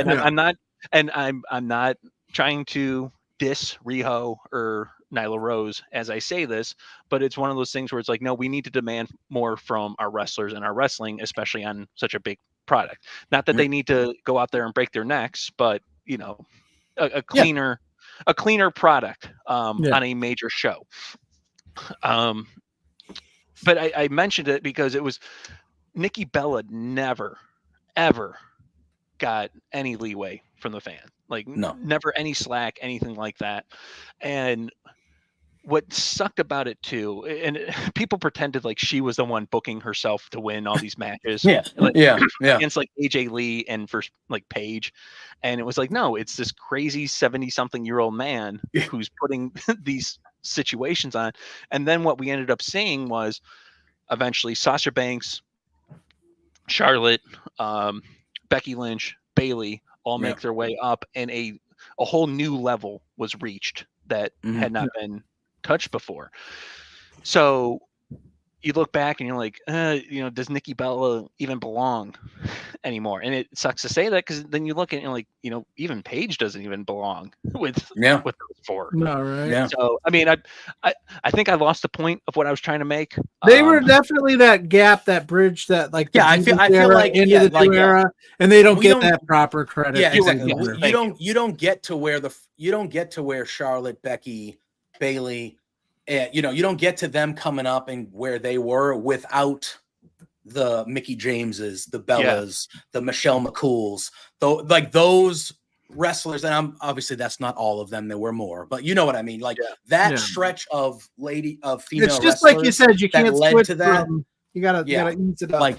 You don't get to where we are now without the work that those ladies put in. And it's like any other sport, and they were having some of them were having really damn good matches back then too, and it's it just doesn't get looked at the same way because we were on that transition to, like you said, a different level of how we all viewed women's wrestling, and I mean, and it's like any other sport too, and it's like you look at the way how baseball's played, and now I will say that some of the evolution to the game of baseball has absolutely ruined the game. Some of the mindset has absolutely ruined it. That's another. You're talking about analytics. You're talking about nerds. I'm talking about how everyone. I could talk sports all day, bro. I could go about. Hey, let's instead of trying to get 4 singles, let's see if we can just send a guy out there. We'll send 4 guys out there to swing as hard as they can and maybe get a home run. And it's like I understand angle and logic, all that, but at the same time, it's like, no, it's not everyone's going to be built for that home run. You got to get that guy on first sometimes, because that guy on first literally will change everything else. Yeah. I'm sorry, that part of me is not going to die. And I'm watching the Cleveland Guardians right now. Yeah. Go through a first round bye with small ball during analytics. Yeah. I actually think they have. The fact, just in baseball, okay, when we were all, again, we're all around the same age. When we were growing up, we're all baseball fans. If you hit 300 or 320, you in 10 home runs, but you hit 320, you got on base, and you scored 80 runs. Like, that was a valuable player in your lineup. And now in today's game of baseball, that is not a valuable player. And which is nonsense. That is insane. Because how do you not want a guy at the top of your lineup that four out of every 10 times, maybe he gets on base for your guys to knock him in? Like, that is acinined. You're basically that is not value. There's no value left in that in baseball. They're just shitting on a Luis Arez right there, dude. Come on. Leave the batting title guy alone. 3 times on 3 different teams because he's been traded twice because nobody values that type of player, even though this guy's winning batting titles every year. How is that? That is nuts. And that's the thing, though, too. And we see this in wrestling, too, where, let's just talk about pitching for a second. Where, I mean, how long ago was it where guys were throwing max 91, 92? Yeah. I mean, a slider was 86 miles an hour. Right. And now, when I was growing up, slider is 96, 97. And I truly believe it's one of those things where it's like you same basketball, football, whatever. The game has changed. So the elite players throughout the years have changed. But it's like, if you would have plucked Jim Brown from the 60s and put him in like a today's style NFL, like prime Jim Brown, he's not going to do much. But if you developed Jim Brown as a child, he'd be Derrick Henry. That person, Derrick Henry. He's Derrick Henry. Like, that's what it was like. Yeah. People would be like, oh my God, Jim Brown is absolutely incredible, because that's just that elite mind that goes into it. So eventually we would have got Charlotte Flair, we would have got Becky Lynch, but I don't know how differently that would have looked without the prior. Of course, Nikki Bella's, and Emma, Paige, Paige, all these, and it's true, and Triple H, oddly enough, when he started the first iteration of NXT down there, that's where a lot of this started. Like, obviously the main roster was the main, and like we said, we talked about, the people that were up there, even the AJ Lees and Caitlyn, who I think is kind of underrated for some of the stuff that she did. And like that was happening. But in NXT, when Triple H really started taking over down there, that's when you started seeing tag team wrestling and women's wrestling being featured on the show. The GOAT. Yep. She is. Our company is based out. She's the boat, best of all time. Our company here is based out of Canada, Dan. So so we might be biased coming out, but we stand for Natty here. Yep. I agree. I think Natty doesn't get enough praise as she does. I mean, unfortunately, I will say I thought Natty was. She even broke in like 2008, 2009. It's been a long time. It's been a while. It was clear that she was the best technical wrestler out of all the women, but that didn't matter to women's wrestling back then with how it was booked. Yeah. And it's one of those things where, for 15 years, we just watched her lose and lose and lose to the point where now it's. If she was starting out now, we would be like, holy shit. Yeah, like I remember, I think it was back in like 2018. It was some kind of tag match. It was Sasha and Bailey versus Natty and someone else, and like just the timing seemed off, and everyone was rushed, and then Natty tags in and just stabilizes it, slows it down. Yeah, we're getting on the same page, and then from there, it's like, oh, okay, it turned out to be a good match. And there's a reason why anytime there's been a celebrity or anything that goes on, Natty, if it's on the female side of things, all right, we got a new wrestler that's coming in that's debuting. We want him to look good. Natty. And we're gonna get one of their first big matches is against Natty because they know. With Morgan. Yeah. They shoved her with Natty for months on the house show 100%. circuit. Yeah, there's those clips of Natty getting up and waving her finger at her, immediately after the match. I don't know what happened there. Yeah. There's conflicting stories. If you're Jim Cornette, and he said, and I quote, "Poor fucking Natty," after watching Liv Morgan win. Yeah, well, because she was probably put out there. Hey, you got to entertain the crowd. That's why you're out there. They paid money to see you, but she's also out there. She was probably teaching her.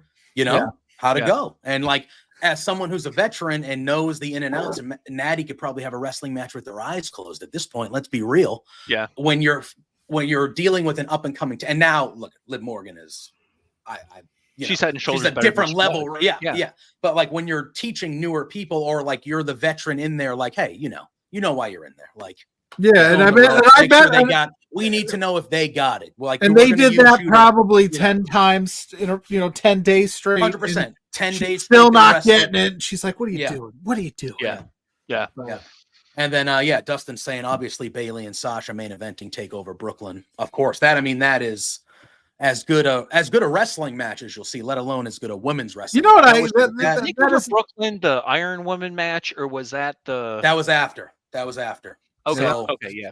I think the Iron Woman match. I think it might have been at the next. Yeah, so they main evented the next did. one with the Iron Woman match. Yes. So was it Joe and TakeOver Brooklyn? I think was a ladder match with KO and Finn. I think that was.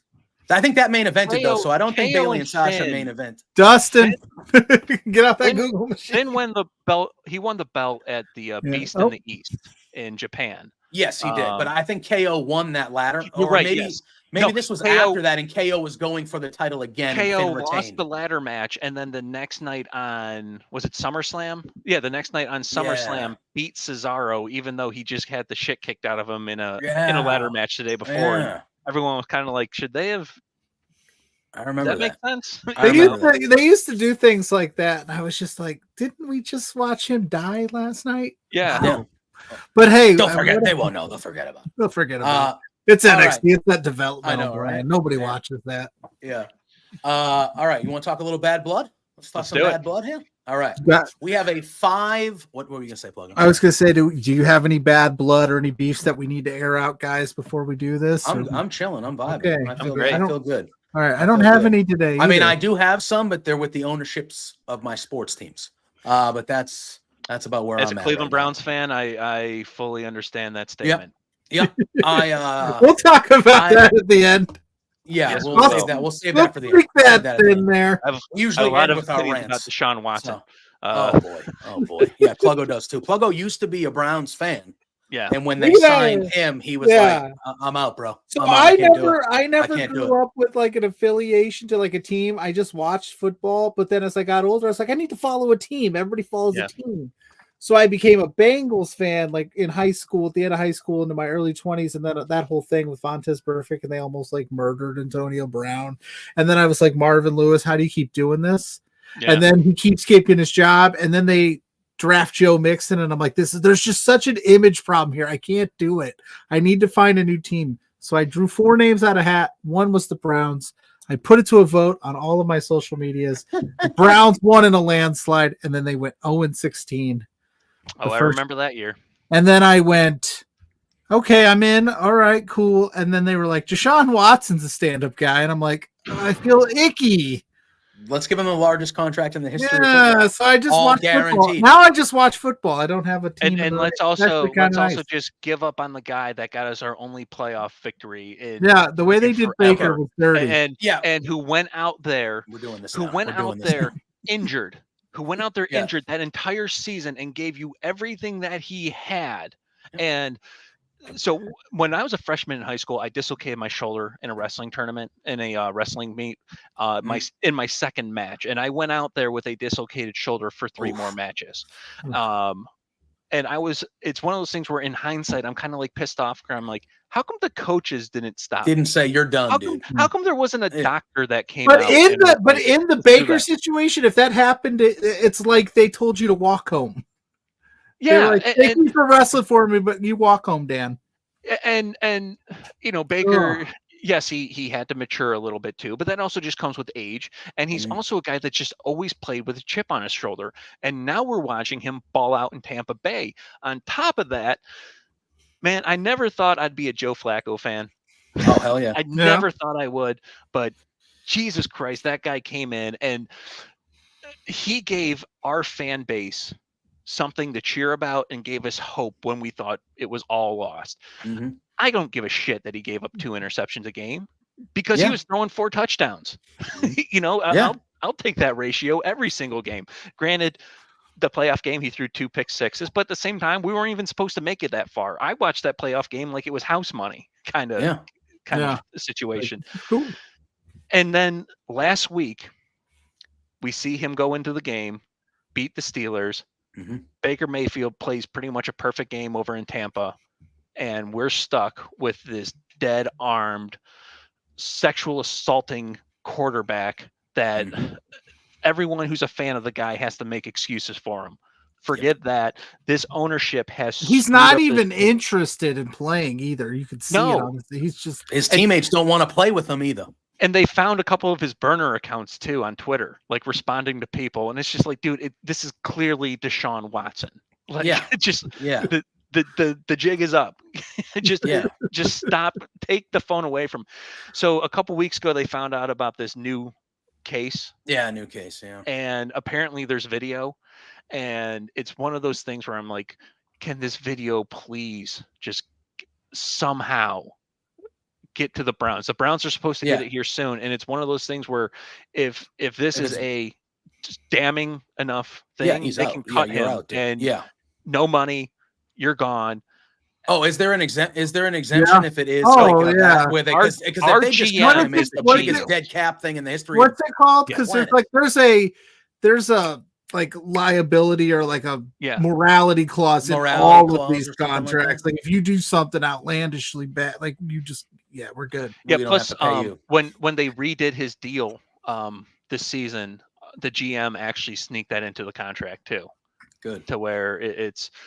I think that according to the reports, and who knows whether or not these are true, it's even one of those. It's like we might even be able to recoup some of that money that was paid out to him. So We'll see. To me, it's one of those things where if you just look at what's happening on the field, the dude can't throw. Nope. He has no idea what's going on. He doesn't want to be out there. His teammates don't want him to be out there. And it's like, why? Again, why would you gotta put him out there because of all the money? Yeah, because you gave him all that money. You gave him all that money. And that's the whole reason too why we couldn't sign Joe Flacco to be the backup, because the second he threw his first incomplete pass, the place was going to cheer for Flacco. And you're not paying Deshaun Watson the money you are to play your backup. That's the whole reason why Jameis Winston is not in the games right now. I was going to say you would have a much better shot of winning because your team is good. You got good. We got your the team. Defense is good. Chubb will be coming back later on this year. He's a beast. Yep. Your offensive line is okay. You got Myles Garrett, who's a top 3 defensive player in the league. Yeah. I like your coach. I think your coach is pretty good, Stefanski. I don't mind him. He needs to prove it a little bit. I'm half on him. Yeah. But I think in general, they thought they were a quarterback away, and they still are. When you talk about how many bad coaches there are in the league, I don't think he's a bad coach. I don't know if he's a good to great coach yet, but I don't think he's a bad coach. I'm in a group chat with a couple comedians from Cleveland who are sports fans. And the one I know for a fact, he hates the stereotypical Cleveland sports fan. Yeah. So I act like the stereotypical Cleveland sports fan in that chat. And I have, because he loves Kevin Stefanski. Because when his plan is actually put together well, it's amazing. Yeah. So anytime I refer to him in our text group, I refer to him as Shitpansky. This guy loses his mind. Oh, he's a good coach. Yeah. And then my first thing is always fire the coach, fire him, send him out, put him in the unemployment line kind of thing. Which obviously I don't want, because you don't want that turnover again. No. But what is that line from Major League? Back up the truck, back it up. The whole thing. Turn this place into a parking lot with Randy Quaid.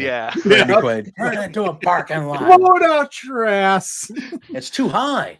Too high. What do you mean too high? Yeah. What do you mean too high? It's too high. It looked too high. Maybe one goddamn hit. Maybe he's pointing at the on the radio. Nobody's listening. Yeah, who cares? Nobody's listening. I loved in the second one when Rick Vaughn is like headed back to his luxury penthouse, and the doorman opens the door. He's like, "Rick, I thought you were pitching today." He goes, "I was." He's like, "Oh, I'm sorry, I turned it on in the second inning." Yeah, it turned on until the second inning. He's like, one of the best ones. I think it's in the first movie when Rick Vaughn is he's being I think he is a reliever at this point. I think either way, he gives up so he's like, Indians up 3, bases are loaded, and he gives up a grand slam. And the second the ball is hit, you could just go, oh shit. Oh shit. It's like immediate. As a kid, I cried laughing. That was the too high line. Yeah, no, it's too high. Yeah, it's too high. And then they just watch it and they just go, "What do you mean too high? That looked too high." The other classic is that it's like, man, I used to hate Jack Park when we played for the Oakland A's. Oh, the A's. Still a dick. Yeah, he's still a dick. Oh man, that's a classic. What was the line in the second one when oh god, what was the name of the catcher? He was that Rube Baker. Boy. Rube Baker, and he's like telling Rick Vaughn about like the bad things that happened to him, and he was like, the girl left me, and he's like, you know what happened the next week? My horse died, or whatever. My best cow died. My best cow died. Yeah. What do you get? What are you getting at, Rube? Well, women, you can't live with them, and they can't pee standing up. Yeah. Oh man. All right. What a transition. Listen, I am a Patriots fan. I have no reason to be bitching about anything. However, my team might go 1-16. We might go 1-16. Was so bad. And the reports around here are saying there could be a mutiny. You got the quarterback to make it possible, man. He's sitting on the bench is what he's doing. Yeah. Listen, I hope they go 1-16. They are. That's great for podcasting. They are. Listen, I don't want the kid to get killed, but we were going to lose to San Francisco by 30 anyway. All right, that wasn't going to matter. If you watch that game, every play of that game, like I had to painstakingly do. Yes, the offensive line is awful. Yes, every week Jacoby Brissett is running for his life, and I feel bad for him because I feel like they just set him up to get killed. Clevelanders love Jacoby, by the way. Yes. We love Jacoby. He's a great dude. This is his second dude. stint with us. He's a great dude, a serviceable player. He's created an 8 or 9 year career as a serviceable backup slash starter when you need him. He's a great guy. He's a good leader. He says all the right things. I feel bad for him because the Patriots were like, hey, we want you to be the starter. We're going to be competitive while we wait for Drake May. And it's like, no, we just want you to take all the hits so you die and he doesn't, because that's what it feels like. And I feel terrible for him. But at the same time, that game, yes, there were plenty of times where he had time and there were wide open guys, but he's just it's not just the offensive line. And I like Jacoby too. At some point, you got to put the number 3 overall draft pick on the field. Yeah. And you got to see what he can do. I mean, that's today's NFL. I mean, if you're drafting him in the first round, they need to be ready. They have to. And this is a third. This isn't like we took him at 17, or 20. We took him at 3 overall. That means that we made a decision that this guy is the future of our franchise. And it doesn't It doesn't help that Jaden Daniels looks awesome and Caleb is starting to progress. Caleb looks a little better, but Jaden Daniels is in a thing of his own. That guy, that is ridiculous what he's doing. Yeah. But it's just like, my thing is, if I'm looking at it from the ownership standpoint and a businessman, when you start getting to the end, November, and the Patriots are 2-8, or God forbid 1-9, 1-10, and it's a home game, and we're still trotting out Jacoby Brissett, who's showing up to watch that? What is going to make you want to spend that money to go watch that? Because we know what we're going to get. At least if you start Drake May, not saying he's going to come on the field and immediately be the best quarterback in the league, but it's excitement. At least it's like, okay, let's see what the kid can do. Like, I don't know, like when you took Baker, 1 overall, if he would have sat the whole first year. He sat for 2 weeks, and they the first 2 weeks. Okay, all right. So who was the starter at that point for you guys? Tyrod Taylor. Okay, he was. That's a great. I was just going to ask, as a Cleveland, we did this with we had a Broncos fan on not too long ago, and he was able to chronologically go back, till the last time they had a good quarterback. So it's been a lot. What is your favorite Cleveland Browns quarterback decision that they ever made that maybe obviously didn't pan out, because most of them didn't? But there's quite a few. Tim Couch. I was started it off. I was at the last Cleveland Browns Pittsburgh Steelers game before they moved. I mean, the Browns weren't good during that time either. I mean, they had a team that was made to be good, and then Art Modell literally killed the city. And weren't they kind of good leading up? Like Belichick was the coach. I think they were 4-2 or 4-1. Saban was the defensive coordinator. Nick Saban was the defensive coordinator. Belichick was the head coach. Yeah. They had a good. So when they came back, I remember being excited for Brady Quinn. Me too. Notre Dame. He's a Notre Dame guy. South Bend. That's where he is. I remember I was super pumped for Colt McCoy, and they did Colt dirty. And I mean, ultimately, Colt never turned out to be. I mean, he had a long career, though. He had a long career as a backup. He stayed in the league. Yeah. I remember being excited for Brandon Weeden because I remember watching him on Sports Science hit those clay birds with the football and being like, "Oh man, we finally got." He was like, wasn't he like 28? He was an older guy, wasn't he? He was 26 or 27 or something like that. Yeah, because he played minor league baseball and then went back to college to be a quarterback. Yeah, got drafted at 28, and then was just awful for a guy that could hit clay birds. With the football. I mean. I used to send out tweets every week. I was like, Brandon Weeden got sacked twice on his way out to his mailbox. Brandon Weeden threw 3 interceptions playing fetch with his dog. I mean, it was not good. His dog is requesting a trade because the other dog's getting all the passes. And then there was a lot of hype around Johnny Manziel. Oh yeah, but not that I didn't buy into Johnny's hype. But it was one of those things where I was like, man, I don't think he's going to be the guy. That he had such an immaturity about him. Now, I'm going to say when we drafted Baker Mayfield, I wanted Sam Darnold. So my opinion about football should just be meaningless don't respect what I have to say, and I understand that. Well, Sam Darnold's making you look good right now. Currently. He is, yeah. I mean, he's making you look good. Who knew all it took was getting away from the Jets? I was going to say, I think it's just the Jets because Sam Darnold, Geno Smith. Look at what Aaron Rodgers is dealing with. I think it's just the Jets, which, as a Patriots fan, ha.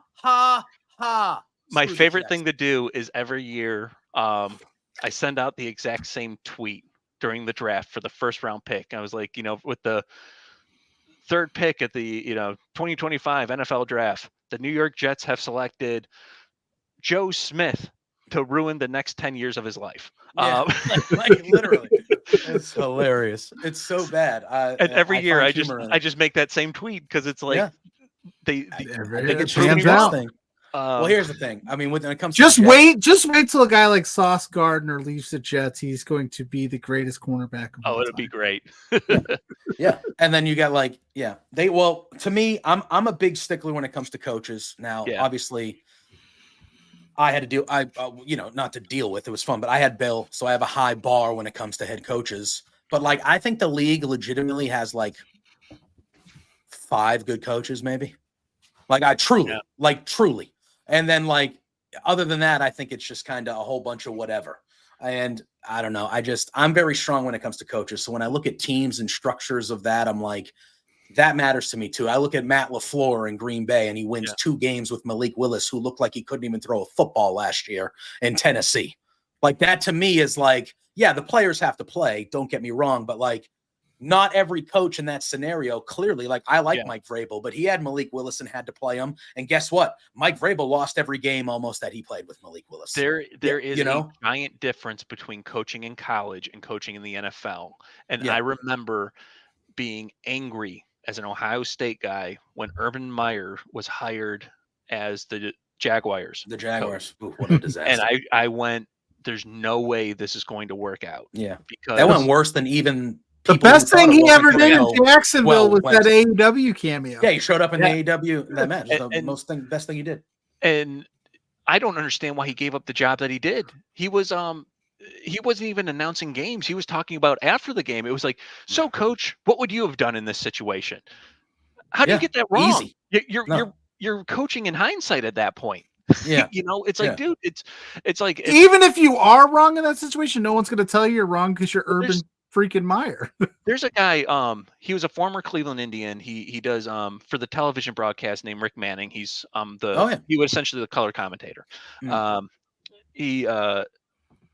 Everyone has always said he would make an excellent manager. There's no way that guy's ever leaving the booth. No. Why do you want the pressure of being the manager when you're up in the booth and you can just react to what's going on in front of you? And occasionally when you have your, when you're being skeptical of a call or something like that, people listen. Yeah. Don't give that gig up, man. No. And it's not like he's getting paid peanuts either. He's probably getting paid very, very well to do that. He gets to watch it. Yeah. Why would you? I mean, he's probably not buying a new car every year, but I mean, he's not making any issues. He's probably living well. He's probably living well, I would think. Yeah. All right. So this Saturday in Atlanta, we have the return. Try this again. Yeah, no, dude. Like I said, we told him before the show. We're like, look, man, you just gotta know. You'll figure it out as we go. We just. It's something. Whatever, man. We know we have ideas of what we want to talk about. Most of the time we get there. Sometimes we literally the thing that we show on the thumbnail. Probably 30% of the time we don't even end up talking about it at all. Right. It's unbelievable what happens. But anyway, Bad Blood is returning. This was a staple pay-per-view during the Attitude Era, and shortly after that, it is back for the first time in a while, and it is in Atlanta, Georgia, the hometown of Cody Rhodes. We have a 5-match card we're looking at right now. That seems to be the recipe for PLEs nowadays, except for the big guys. I know a lot of people, it's a big topic of discussion, how many matches. I would, would I like another match or two? Sure. But I also think, if I look at it a bigger pay-per-view card would be nice sometimes, but also I think them doing 5 matches allows Raws and SmackDowns to be loaded. Yeah. We're getting title matches. There's a world title match on Raw this week. They're making a weekend out of them opposed to they're making the weekly shows can't miss. You have to watch these. Well, I mean, because just not every Braun match is Breaker, building to it. we just watched Bronson Reed and Braun Strowman have just a tear down the house match. Amazing. Because, hey, you're not going to be on the pay-per-view, but we got a sold out crowd here that wants to see this match. Yeah. I mean, this was a couple weeks ago, but we saw Jey Uso win the IC title belt. On Raw? A couple years ago, that was the fourth match on the card. Yeah, exactly. Now it's the main event, dude, and it's the main event where people are going nuts over it. Yeah. So I personally, yes, I agree. It would be cool to have, a 6th or 7th match on the card. Maybe, even if it's just an 8-minute match. I dig the 5-match setup. I dig it. I like it. I like it too. I mean, it's how he used to do the takeovers when NXT Black and Gold was at its height. I'm used to that formula. This is what he's doing. And like we've seen, like SummerSlam had more matches. WrestleMania had more matches. Like it's really for these, I don't like saying B level because all these pay-per-views have been pretty freaking good this year. But you know what I mean? It's one of the, not the main 4, so I feel like it's a pretty good. But it's nice to get out of there before midnight, and it goes quick, and it feels. And this is starting at a special time of 6 o'clock. This one, so we're going to be done by 10, baby. Yeah, and Atlanta, you better show out. Your crowd, you better step up. It's been a while since we've had one of these pay-per-views, in the States. In the States, yeah, they've all been. That wasn't a major one. Day one was Atlanta, yeah.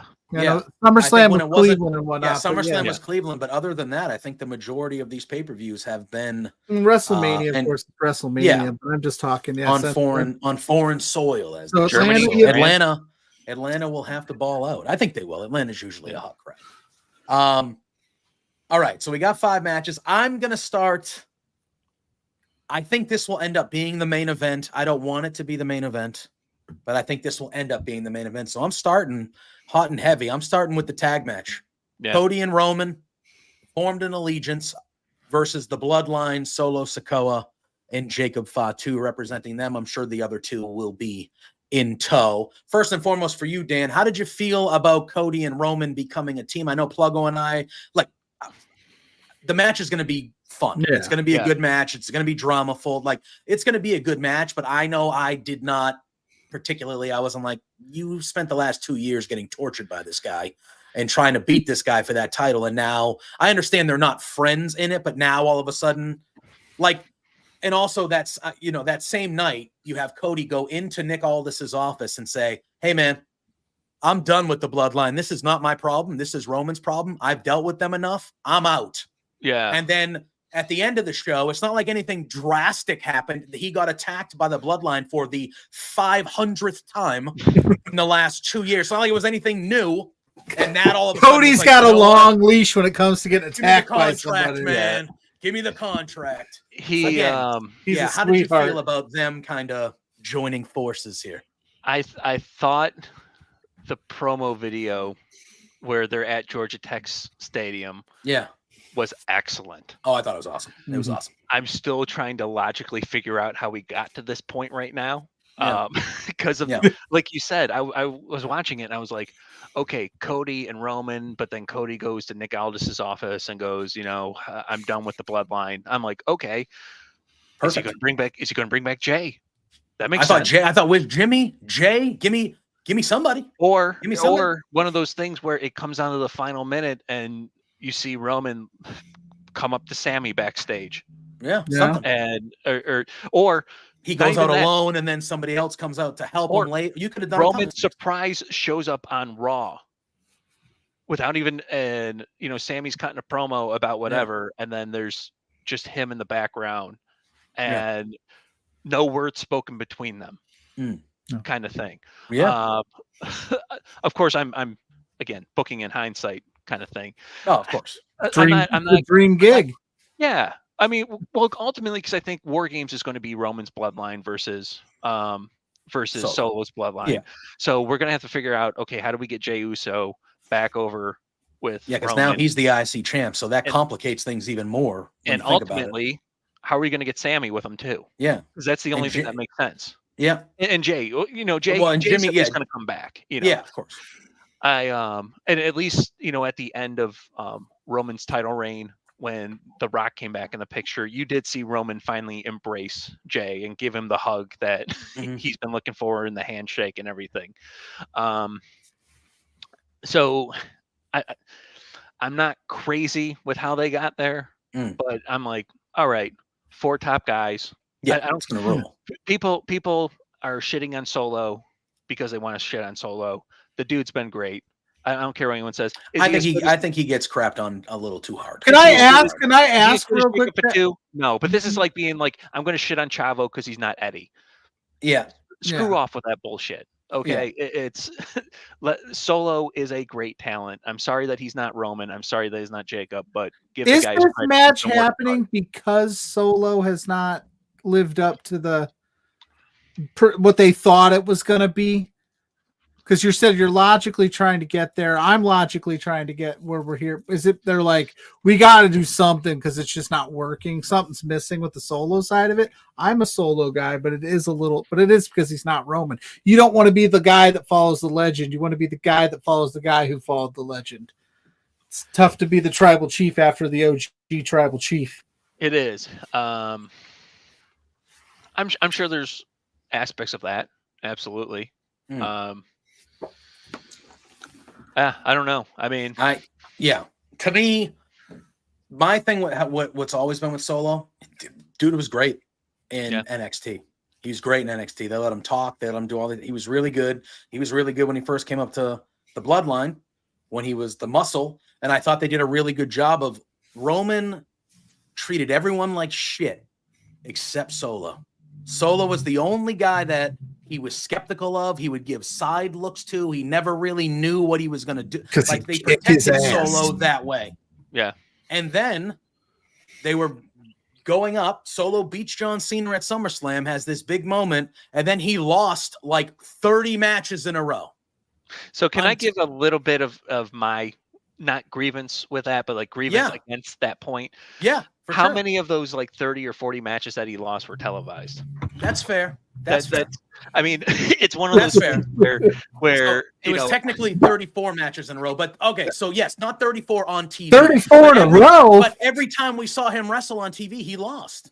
But like, if you're going to the house show and it's Solo versus LA Knight, I was at a house show in Fort Wayne where it was him versus LA Knight. LA Knight won, and I was like, wait a minute, didn't you guys just anoint him the guy? So like the way that I view it is, right, you see him for a good chunk where he's losing every time you see him on TV, and then a couple months later, Cody and Roman happens, that all goes away, and then again, us who have watched wrestling our whole lives, we know how things shake out and how things happen and stuff like that. But like to what you said, the majority of the fans that just watch it because it's what they watch every week, they've been seeing this guy for 4 months, losing every time he's in a match. And now I'm supposed to believe that he's the next head of the table? Like he's replacing Roman? That does not make sense to me. He should have had televised wins. Exactly. Like he should have just been winning. And again, I give you that. My number is that grievance with the 34. Oh yeah, and that I get. I get that completely. That's but that's where I look at it and I go, okay, like if you wanted this guy to really have the impact, and I agree with I do think he's been good. I think he does get crapped on a lot. Not all of it is justified in my opinion. Well, I mean, it's like the same thing when people were like, how many times did Roman defend the belt compared to Hogan? Or it's like, okay, Hogan was defending it against the Honky Tonk Man and Yonkers. Like exactly. Yeah, exactly. Like he was going to lose the belt to the Honky Tonk Man. That sounds like a real defense there. Exactly.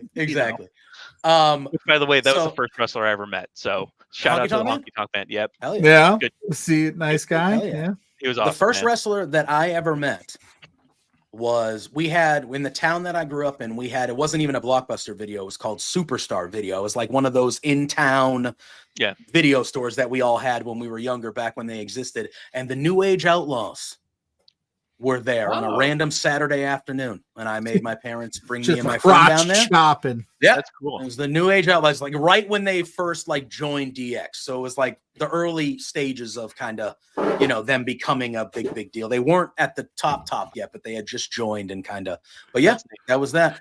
And that was the first wrestler I think I remember meeting. So I don't know. But all right, so we're going to have this tag match. obviously, I agree with you, Dan. I think we are heading towards Bloodline versus Bloodline.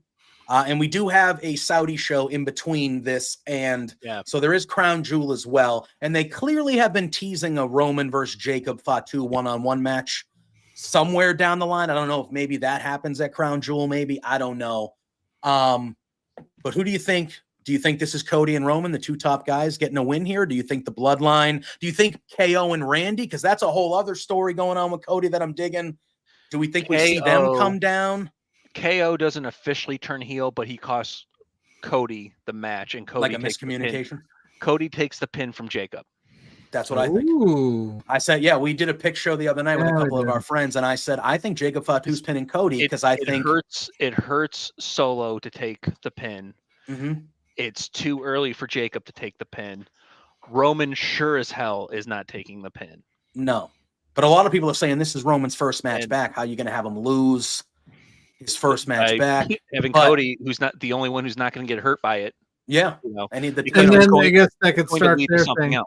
Yeah. And I do think if Randy and so I know how KO feels about Roman, so I don't think KO is going to be coming down to help Roman at all. Right. But there's 4 Bloodline guys on Solo side. There's only KO and there's only Cody and Roman, who are 2 other guys that could come down and even up the odds who have problems with the Bloodline, KO and Randy.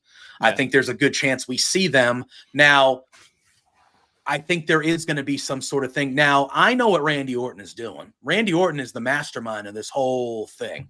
Yeah. I think they're both going to turn on Cody eventually, and I think Randy's going to be the mastermind that kind of got KO thinking this way about Cody just behind the scenes. They had that thing where KO is clearly pissed that Cody's teaming with Roman, and he goes, don't come down and help us on SmackDown. Don't come down and help us tonight. You worry about your partner and blah, blah, blah. And then Randy pulls Cody in and goes, hey, come help us. I'll make sure I tell Kev. So I don't think Kevin Owens ultimately turns, but I do think Orton is the one that turns on both of them. Okay, fair. I don't know how they're going to do it, but I do think that's going to be the way that they go. Yeah. Because the Orton Cody story, you got to get there, man. That's the best story you can tell for Cody. You could say which one. That's a good crown. That could be a good crown jewel match. That's a crown jewel. I mean, it's a Mania match if you want to stretch it out that long, so who do you think? Yeah. So you think Jacob is pinning Cody? Pluggo, where are you at? I think you're going the other way. You think Roman? I was going the other way, but you guys are so convincing. I like that too. But you're changing your pick. I can do whatever I want. You can do it. I can make picks over there, picks over here, and then win it all. Yeah, that's right. You don't have to worry about anything. But no, I'm still sticking with Cody and Roman winning because I just optically cannot see them losing this thing, even though I know what y'all said makes sense, but it's not good for television if we all agree. So you both are wrong. I'm right. No, it's going to be a good match either way. Yeah, we got Dustin saying, I don't think we'll see KO and or Randy turn yet. I have a feeling, though, KO and Randy might challenge for the tag titles at Crown Jewel. That would make sense. Okay. That would make sense. All right. Now, the only other SmackDown match on the show is for the WWE Women's Championship match. It is a rematch from SummerSlam. It is Nia Jax defending against Bayley. I thought there was going to be some sort of double pin or double DQ with Bayley and Naomi, and there would be a triple threat. Bayley is my favorite of the 4. I love Bayley. I am she's my favorite of the 4 horsewomen, my favorite women's wrestler. I have no problem with Bayley going for the title, but in my opinion, if you were going one-on-one here, I think they should have gave it to Naomi. I think they should have, but I do think Naomi might be having a character change here, maybe soonish. Yeah, I think Bayley wins. You think she wins the belt? Oh, okay. Naomi goes out to celebrate with her friend, and turns. And this is why I'm saying KO's not going to do why there's not going to be a heel turn with that match is because you're going to have a heel turn in this match with Naomi turning on Bayley after the fact and beating her down. Wow, look who's there. Tiffany Stratton. I see where you're going. To cash in. And so are you saying there's going to be some bad blood with Naomi and Bayley? There's absolutely going to be bad blood. Hey, Yes. See what you I did got there? I got my David Letterman pencil right here for you. So Yeah. it's so that's ultimately what I think is going to happen. I think Bailey, and then we're going to see.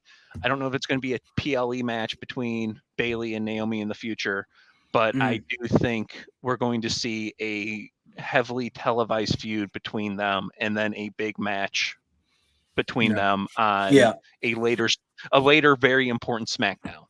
Yeah. I think the Bailey Naomi route is something they're going to go down. Oh, Scott also had a comment real quick about the Roman. He says Roman has to take the pin to make the program the least bit interesting. Bloodline versus Bloodline doesn't work if Cody or Solo keeps taking pins. Well, I think on Saturday, even if he takes a pin, I think that's it. He needs to, Bloodline and Cody is no longer a thing after Saturday, in my opinion. He needs to just be, then it's Roman's problem. Roman, you know what I would love? Go through I would love Cody Rhodes to just have a one-on-one feud for a little while. Why is he always got to be taking on the super friend groups and Cody versus the World, Bloodline, Judgment Day, even like AJ Styles, he had, Speaking of, AJ Styles comes back tomorrow night on SmackDown. Anyway. Yes, he does. I like that. So I did not expect them to go the route that they did when it came to the Tiffany Stratton Nia Jax. That segment they did on SmackDown last week with Nia Jax, like putting her hand around her throat and basically saying you better not mess up here or this is going to get bad for you. I think by the time Tiffany, I like your idea though of Tiffany cashing in on Bailey, and then you can run with the Nia Tiffany thing, because now Nia's pissed that Tiffany is the champ. Yeah, because the way that they did that segment last week, I was like, oh, I always thought that it would be Tiffany. I was like, oh, if they drag this out with with Nia being this like abusive, really terrible friend to Tiffany, by the time Tiffany cashes in on Nia, she's going to be a mega babyface, like a mega babyface. So I just thought that's where they go. So I didn't even have the thought of Nia losing this match in my brain. I think your ideas. I think that would be a fun idea. Is still going to try to bully her during that time, and then eventually you're going to see Tiffany break out from all bullying, and finally, and then that's when you'll see that full babyface turn. It's going to be essentially the sympathetic champion. I don't know. Yeah. Like Tiffany's going to be a star. Yeah. Yeah, she will. 100%. 100%. Pluggo, where are you feeling? You think Nia's retaining? Or are you going? Isn't it funny? Isn't it funny that Nia Jax went through all that bullying with Alexa Bliss back in the day? Now she's going to do it to Tiffany. Unbelievable, isn't it? Isn't that crazy? How this all works out? Like you didn't like it when it was being done to you, Nia. That's all I'm saying. Like, do you, girl? But unbelievable. I don't see Bailey winning. I don't know if we see a cash in here. I do like the idea of Naomi or Tiffany definitely getting involved. I don't know. This one is weird because I keep coming back to, I think like it should have been Naomi. It should have been somebody else. I think they went the safe route with Bailey here. At minimum make it a triple threat or somehow, some kind like a double pin situation. So I'm taking Nia. I don't not love it, but I just think if I had confidence with it, she's walking out of Bad Blood with that belt. That's all I'm saying. No cash in. Right. Maybe there's a turn between Naomi and Bailey because you could do something with that for a while. But yeah, Nia's awesome. What are we talking about? Since she's come back, she has been really, really good. Really, really good. All right. Then we head on over. They went safe. Yeah. That's all I know. We head on over to the Raw side. They have the remaining 3 matches of this show, and 2 of them are revolved around the Judgment Day. So we have a singles match with Damian Priest and Finn Balor. Really been digging this feud here. It's funny because I feel like one of the matches, the one we're going to talk about next, I feel like that should be the last match between those 2 for a little bit. But I feel like this match is the first match between a few that we're going to get when it comes to Damian and Finn. That's how I feel. Pluggo, I'll let you lead this one first, and we'll round it out with Dan. But how are you feeling about this? Because Damian Priest is coming in as the big baby face now. But I feel like Finn Balor. Does Damian Priest not have any friends? Because he's about to be outnumbered 4-1 He's got Rhea. Here. But she's busy. She's busy. Wherever this falls, she's not going to come out there and she's got other things to do. I mean, I guess Dom is going to be lubed up for the shark cage because he's weaseling out of it. He's trying to weasel out of that, you know. I'm riding with Damian in this one, even though I think Finn should win it, but I just don't know it because we're talking very heel heavy already. 3 matches in, right? So somebody we need some, which Rhea could be that person, but Damian is white hot right now.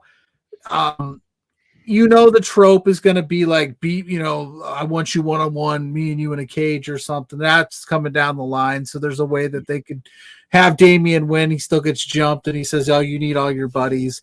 SoundCloud rapper Finn. He looked like a SoundCloud rapper on Monday. I'm not going to lie.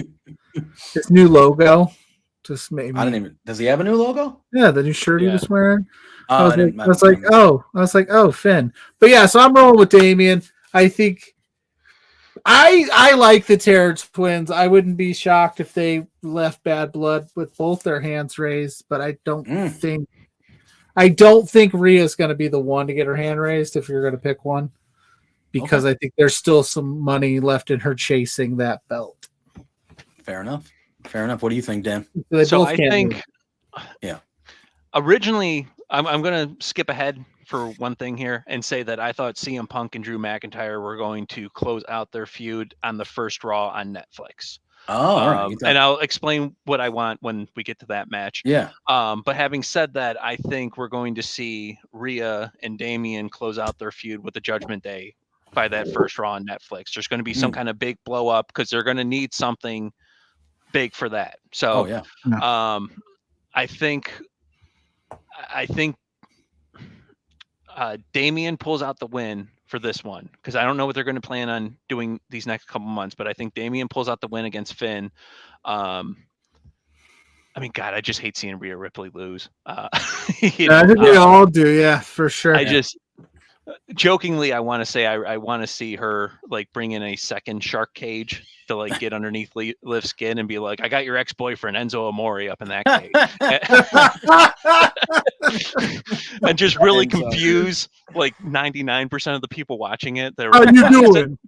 Yeah, why is this happening? Again, that's just something to pop myself.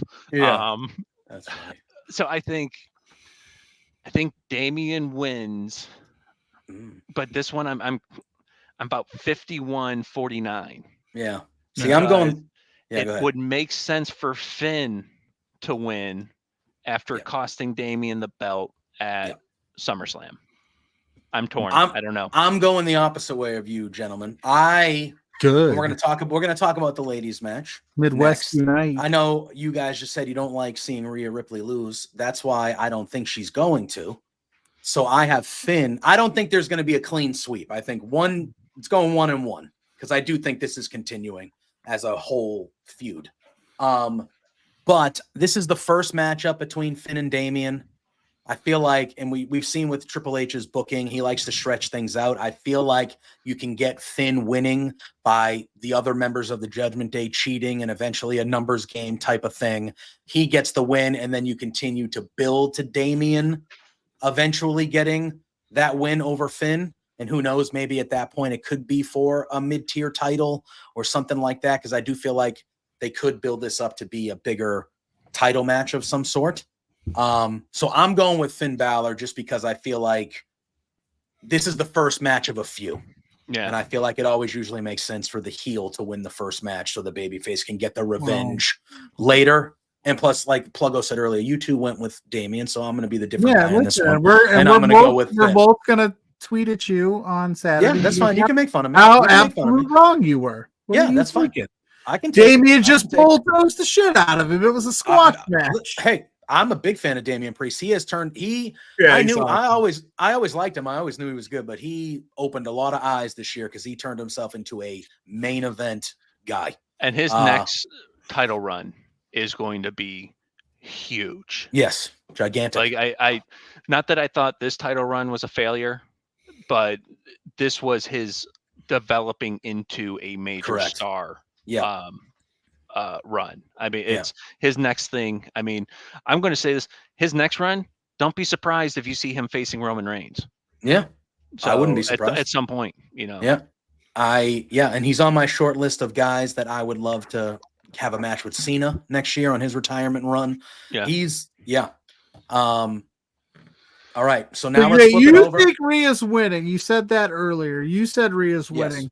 I think Rhea's winning. Just before we talk about it, gut instinct. Do you think she's winning, Dan? No. I don't either. I know. I think I'm in the minority here. I understand completely why you guys would not. I feel like there's too much, and this is maybe Vince McMahon booking PTSD. Yeah, there's too much going against Liv for Liv to lose, if that makes sense. And also, what do you do with Liv after she loses this? You're finally kind of finding her a little bit of a footing here. The Dom stuff has still got good heat to it. If she just loses the belt, then we go, why would we take her serious? You know, she's keeping Mommy from what Mommy wants is that title. And if once Mommy gets it back, then we're just like, oh, okay. And I feel like, and it's one of those things where I'm also very visual with my wrestling. Like, it's one thing for Seth Rollins to beat Braun Strowman. It's another thing if Orange Cassidy were to do it. And I'm just pulling two far separate extremes. I look at Liv Morgan and I look at Rhea Ripley and I'm thinking there's no way in a legitimate contest that this should last more than 5 minutes. Like it's like, I think back, like the last time I truly thought about that was that WrestleMania match between Lesnar and Ambrose that everyone hates. But I'm like, realistically, how do you kind of expect that to kind of turn out? There's a guy that looks like he could have just been, the local handyman on the street, like getting in the ring with a guy that's the size of a friggin' house.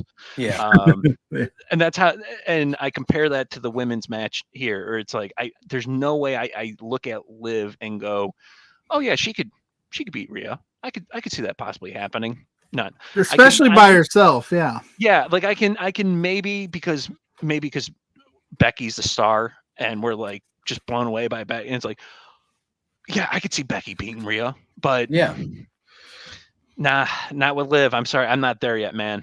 That's fine. Nothing Liv has done up to this point makes you think she even wants to be in there for 5 minutes. She's been doing the running and the duck. That's what makes me think if she were to lose the match and lose her title, is she coming out next night on Raw going, I want you in a Hell in a Cell match, just me and you to finish this off? That's not been her MO. So if she were to drop this belt right now, it just feels weird. But I listen, JPJ, you say your piece, because I also love Mommy. I would love to see her win, but I just don't see it happening theoretically. For me, it's not because I feel so strongly one way over the other. It's more in my brain that I feel like one member of the Terror Twins is going to win a match and one member of the Judgment Day is going to win a match. They're going to split. And kind of what Dan said when he just said, I just don't like seeing Rhea Ripley lose again. And I think that's really just it for me. It's like, the story has been really good. I'm still amped on the story, but Rhea Ripley is just a different she's a star animal. She's just a different thing to me. Like, there's been nobody ever like her to me. And it's one of those things where it's like, I can only believe she's going to lose so many times to the same shit. And like, what can Liv? And again, we are not even talking about how Dom is going to be in a shark cage above this. So obviously, whether it's dropping a weapon or Lou's getting pissed. You take that duty bag. Well, obviously he's going to get involved. There's going to be I'm sorry, I'm yelling. I know. There's going to be some sort of thing going on, but that's probably the reason why Liv will win, because Dom is going to be there. Like, we're not. You had made the joke about him sliding through the bars, but he's going to drop a weapon. He's going to. Nobody's ever been in a he's there for a reason. But this is also something you kind of have to look at. Rhea Ripley is going to be a female Dwayne Johnson. Like, it's only at that level. It's only a matter of time before somebody in Hollywood accidentally turns on Netflix and sees her and goes, that's different. I can put that in a movie. I can put her, she can star in whatever kind of action flick or whatever. And then the next thing you know, there's another, which is going to happen under Triple H's run. It's going to happen because he's going to build up so much goodwill with these guys too, that go make your millions, go make these huge box office. We're not going to stop you anymore like it used to be. And then want you to be back here. Yeah. When you're ready, come back. We're going to do a great story with you. Everyone's going to make money. We're going to make new stars, and everyone's going to tune in and watch because, oh my God, I can't believe Rhea Ripley, the movie star, the action star, is back on my wrestling channel right now. I remember when she beat Shayna Baszler in front of 200 people in NXT, you know, at the thing. I remember when she was, you know, fighting Liv Morgan when Dominic Mysterio is hanging above a cage. Above the shark cage, yeah. And so that's why I want them to be careful with everything they do with Liv Morgan, or I'm sorry, with Rhea Ripley, is because you have the female Arnold right there. Yeah. What are you going to do with it? Yeah, she's a different level of thing. We have Dustin saying, not sure when, possibly the Netflix move, but at some point, I think there might be a Wyatt 6 involvement with the Judgment Day. I think, well, that'd be fun. That'd be fun. They are kind of looking for their next opponents now that I turned on Netflix to watch Cake Boss, and who's this Rhea Ripley character? It's going to be awesome. Yeah. But that's a good. I didn't even think about that, but like that's a great point. It's the pencil. Move on Netflix, I've been watching you wag the pencil around. It's the pencil, man. It's the pencil with the points. It's working. Thank you, man. I always have a pencil at my desk, and maybe it was just from my years of watching Letterman, just always play with it and pound on it. Letterman was the guy with the pencil for sure. You're mesmerizing us with all of your hot takes. I'm like, oh shit. Yeah, and then Dustin also, before we talk about what I think should be the main event, Dustin says, with the Netflix move, there's definitely going to be crossover guest stars with WWE personalities appearing on Netflix originals, paving the way for more Hollywood opportunities. 100%. I can't wait for the crossover with Stranger Things. I have no idea how they're going to do it. It's going to be better than when we did it with RoboCop. Yeah, I don't. And it's one of those things to me. You know what I'm excited about? You see all these shows that they have on Netflix now, like Full Swing, when they go behind the scenes with golfing, and WWE is always, they've made their own versions of that. Like, I'm excited to see that side of the Netflix thing, the documentaries, the behind the scenes shows that they're going to do, like all that extra stuff that Netflix does. We see like the quarterback show, the receiver show, like those type of shows, but with wrestling, because WWE will be on there. Like, that shit gets me. Day in the life of dirty. Awesome. Yeah. CM Punk was just on O'Shea Jackson's new podcast talking about returning to the WWE. And he was like, there were cameras. I'm sure we're going to see it one day. For sure. I think that's going to make an excellent first Netflix documentary of the return of CM Punk. And, you know, of course you started because there had to be cameras rolling when CM Punk walked out in 2014 in Cleveland, by the way. And then you fast forward to 2023 and AEW Collision is coming to Cleveland and all these people are buying tickets to see CM Punk and oops, he got fired.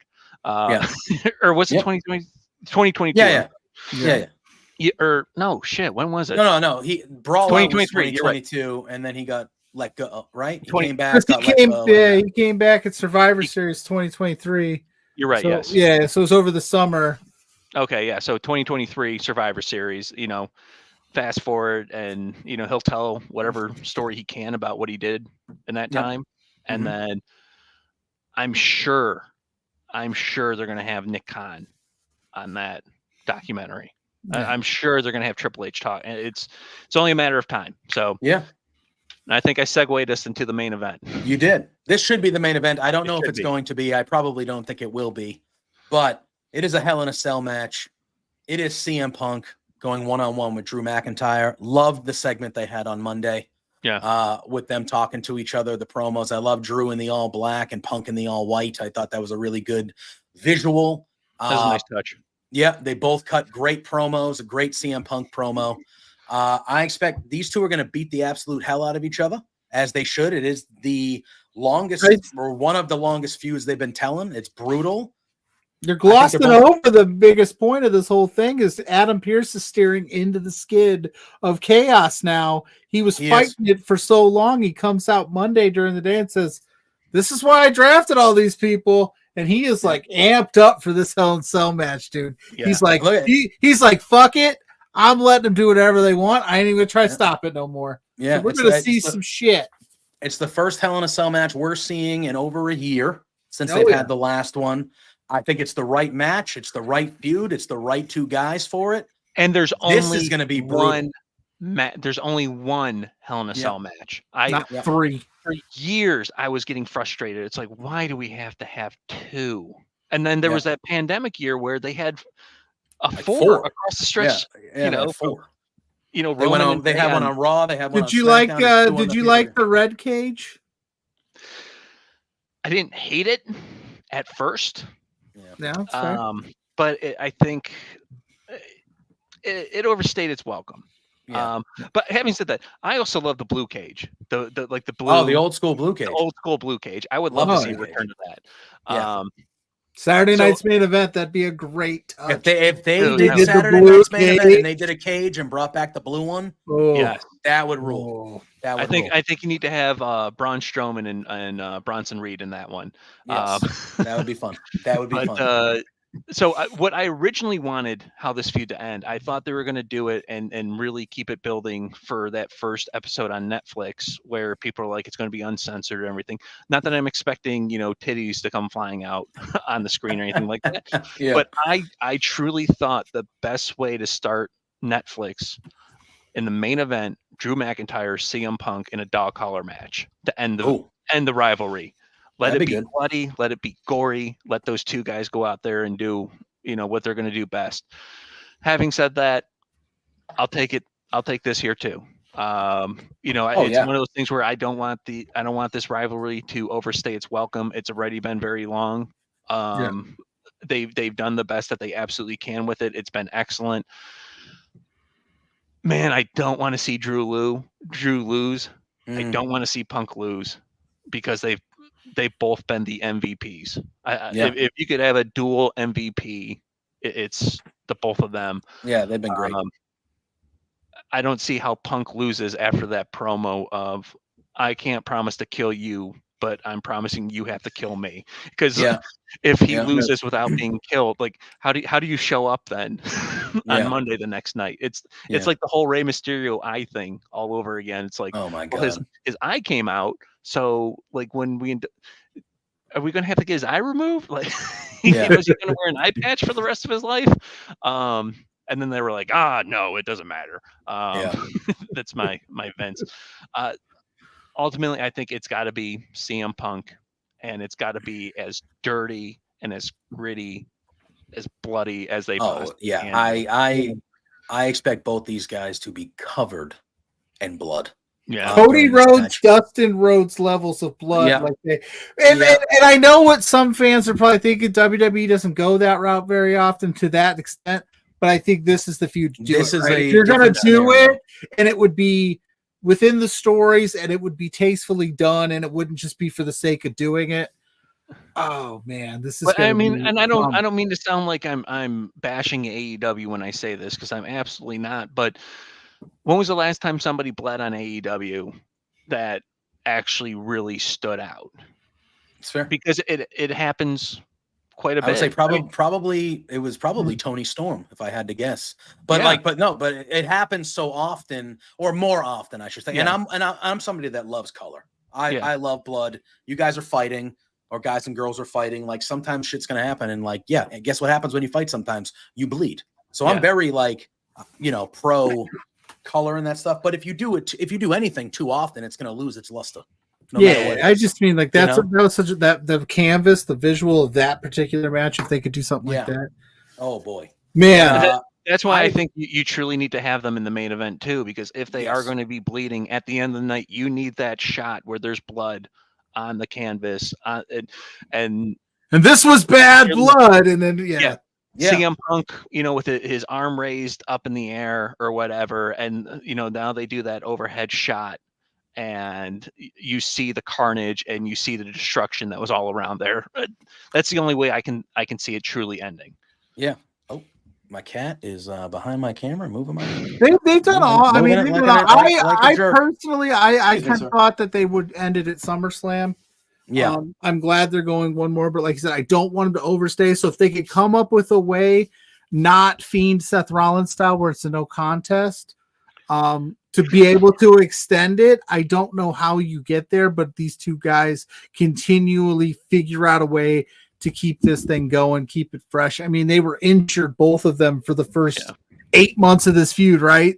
And they still every week figured out a way to keep us invested. So if anybody could do it, it's them. But I would caution, like, what do you come back from? How do you go past this? What's the next step? Yeah. I mean, you gotta remember, because in WWE Universe circles, the Hell in the Cell is the blow off. It was for a long time, and then it became a yearly thing. But so, how do we get there? That's my. I mean, it has to end the bloody match, because this rivalry truly started and picked up steam with Drew McIntyre saying, "I'm not a religious man, I'm not a spiritual man, but I think you should know I prayed for this and it happened." Yeah, when he got hurt. Yep. So and that was something that happened all the way back at the Royal Rumble. Mm-hmm. And I guarantee you, this is going to be when they make that promo video before the match that they show to catch up all our viewers who haven't been watching. How do you not add that line in? How do you not add in, Punk leading him to the suite just for Punk to then show up on stage, kind of thing. How do you do it where he takes the bracelet away from Punk? How do you do it where Punk finally gets it back and kisses it, even though it's been on his dick the whole match? We talked about that. We were in the press box. We were all there, and we were like, that just came. Wait a minute, that was tucked away in his trucks, and he was just like, "Yep." Wait a minute. Yeah, and I think that was kind of an oversight on his part. But then, what was it the next night when McIntyre shoves those beads down his throat? I mean, all of these things that happen, and there's been 2 matches. It's true. 2. Yeah, it's crazy when you think 2 about in a Royal Rumble. So yeah. I'm with you, Dan. I want McIntyre to win. But you mentioned the CM Punk promo when he said that line. Yes, but I also remember a CM Punk promo not too long ago where he was calling out Gunther, and he was calling out how he was going for the world title because he thought he was done with Drew then. I think that's where Punk goes once he's done with Drew, and I think the Hell in a Cell will be the end, at least for a little bit or a while. So I do think CM Punk wins, and then I do think he's going to be heading towards probably a world heavyweight feud with Gunther. So I think that's where he's going. So I do have CM Punk winning, but I think it is going to be, like you said, gritty. Like he's going to have to earn it because they are going to beat the crap out of each other. Thanks, Drew, for re-signing. We're just going to have you lose again and again. Listen, no, but I'm a CM Punk guy. He's my guy, so I'll never pick against him. He's fun. Yeah.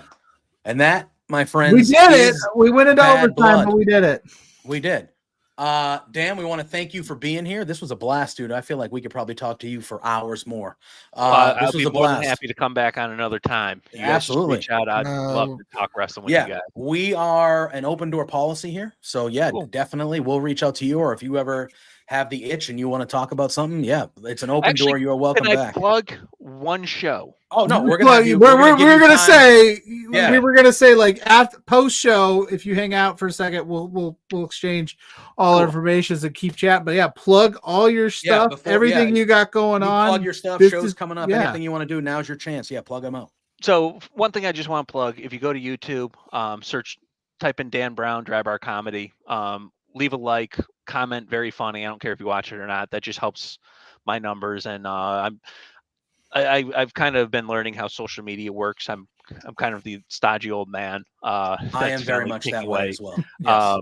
So if you could, any likes, comments help with that situation. Follow me on Instagram, Twitter, TikTok at xdanbrown. I think YouTube is Dan Brown Comedy. But there's one weekend in particular I really want to promote, and I didn't realize this until we found out where everyone's from. December 13th and 14th, I am headlining the brand new Funny Farm, not to be confused with Funny Farm in Youngstown, Ohio. The Funny Farm, PHARM, kind of like pharmacy, in Goshen, Indiana. I will be headlining there. So that's where I work. That's my so I'll be headlining there that weekend. Pluggo, if you can make it, great. If you can't, then hopefully meet up for lunch that Saturday or something. Listen, I'm gonna tell you right now.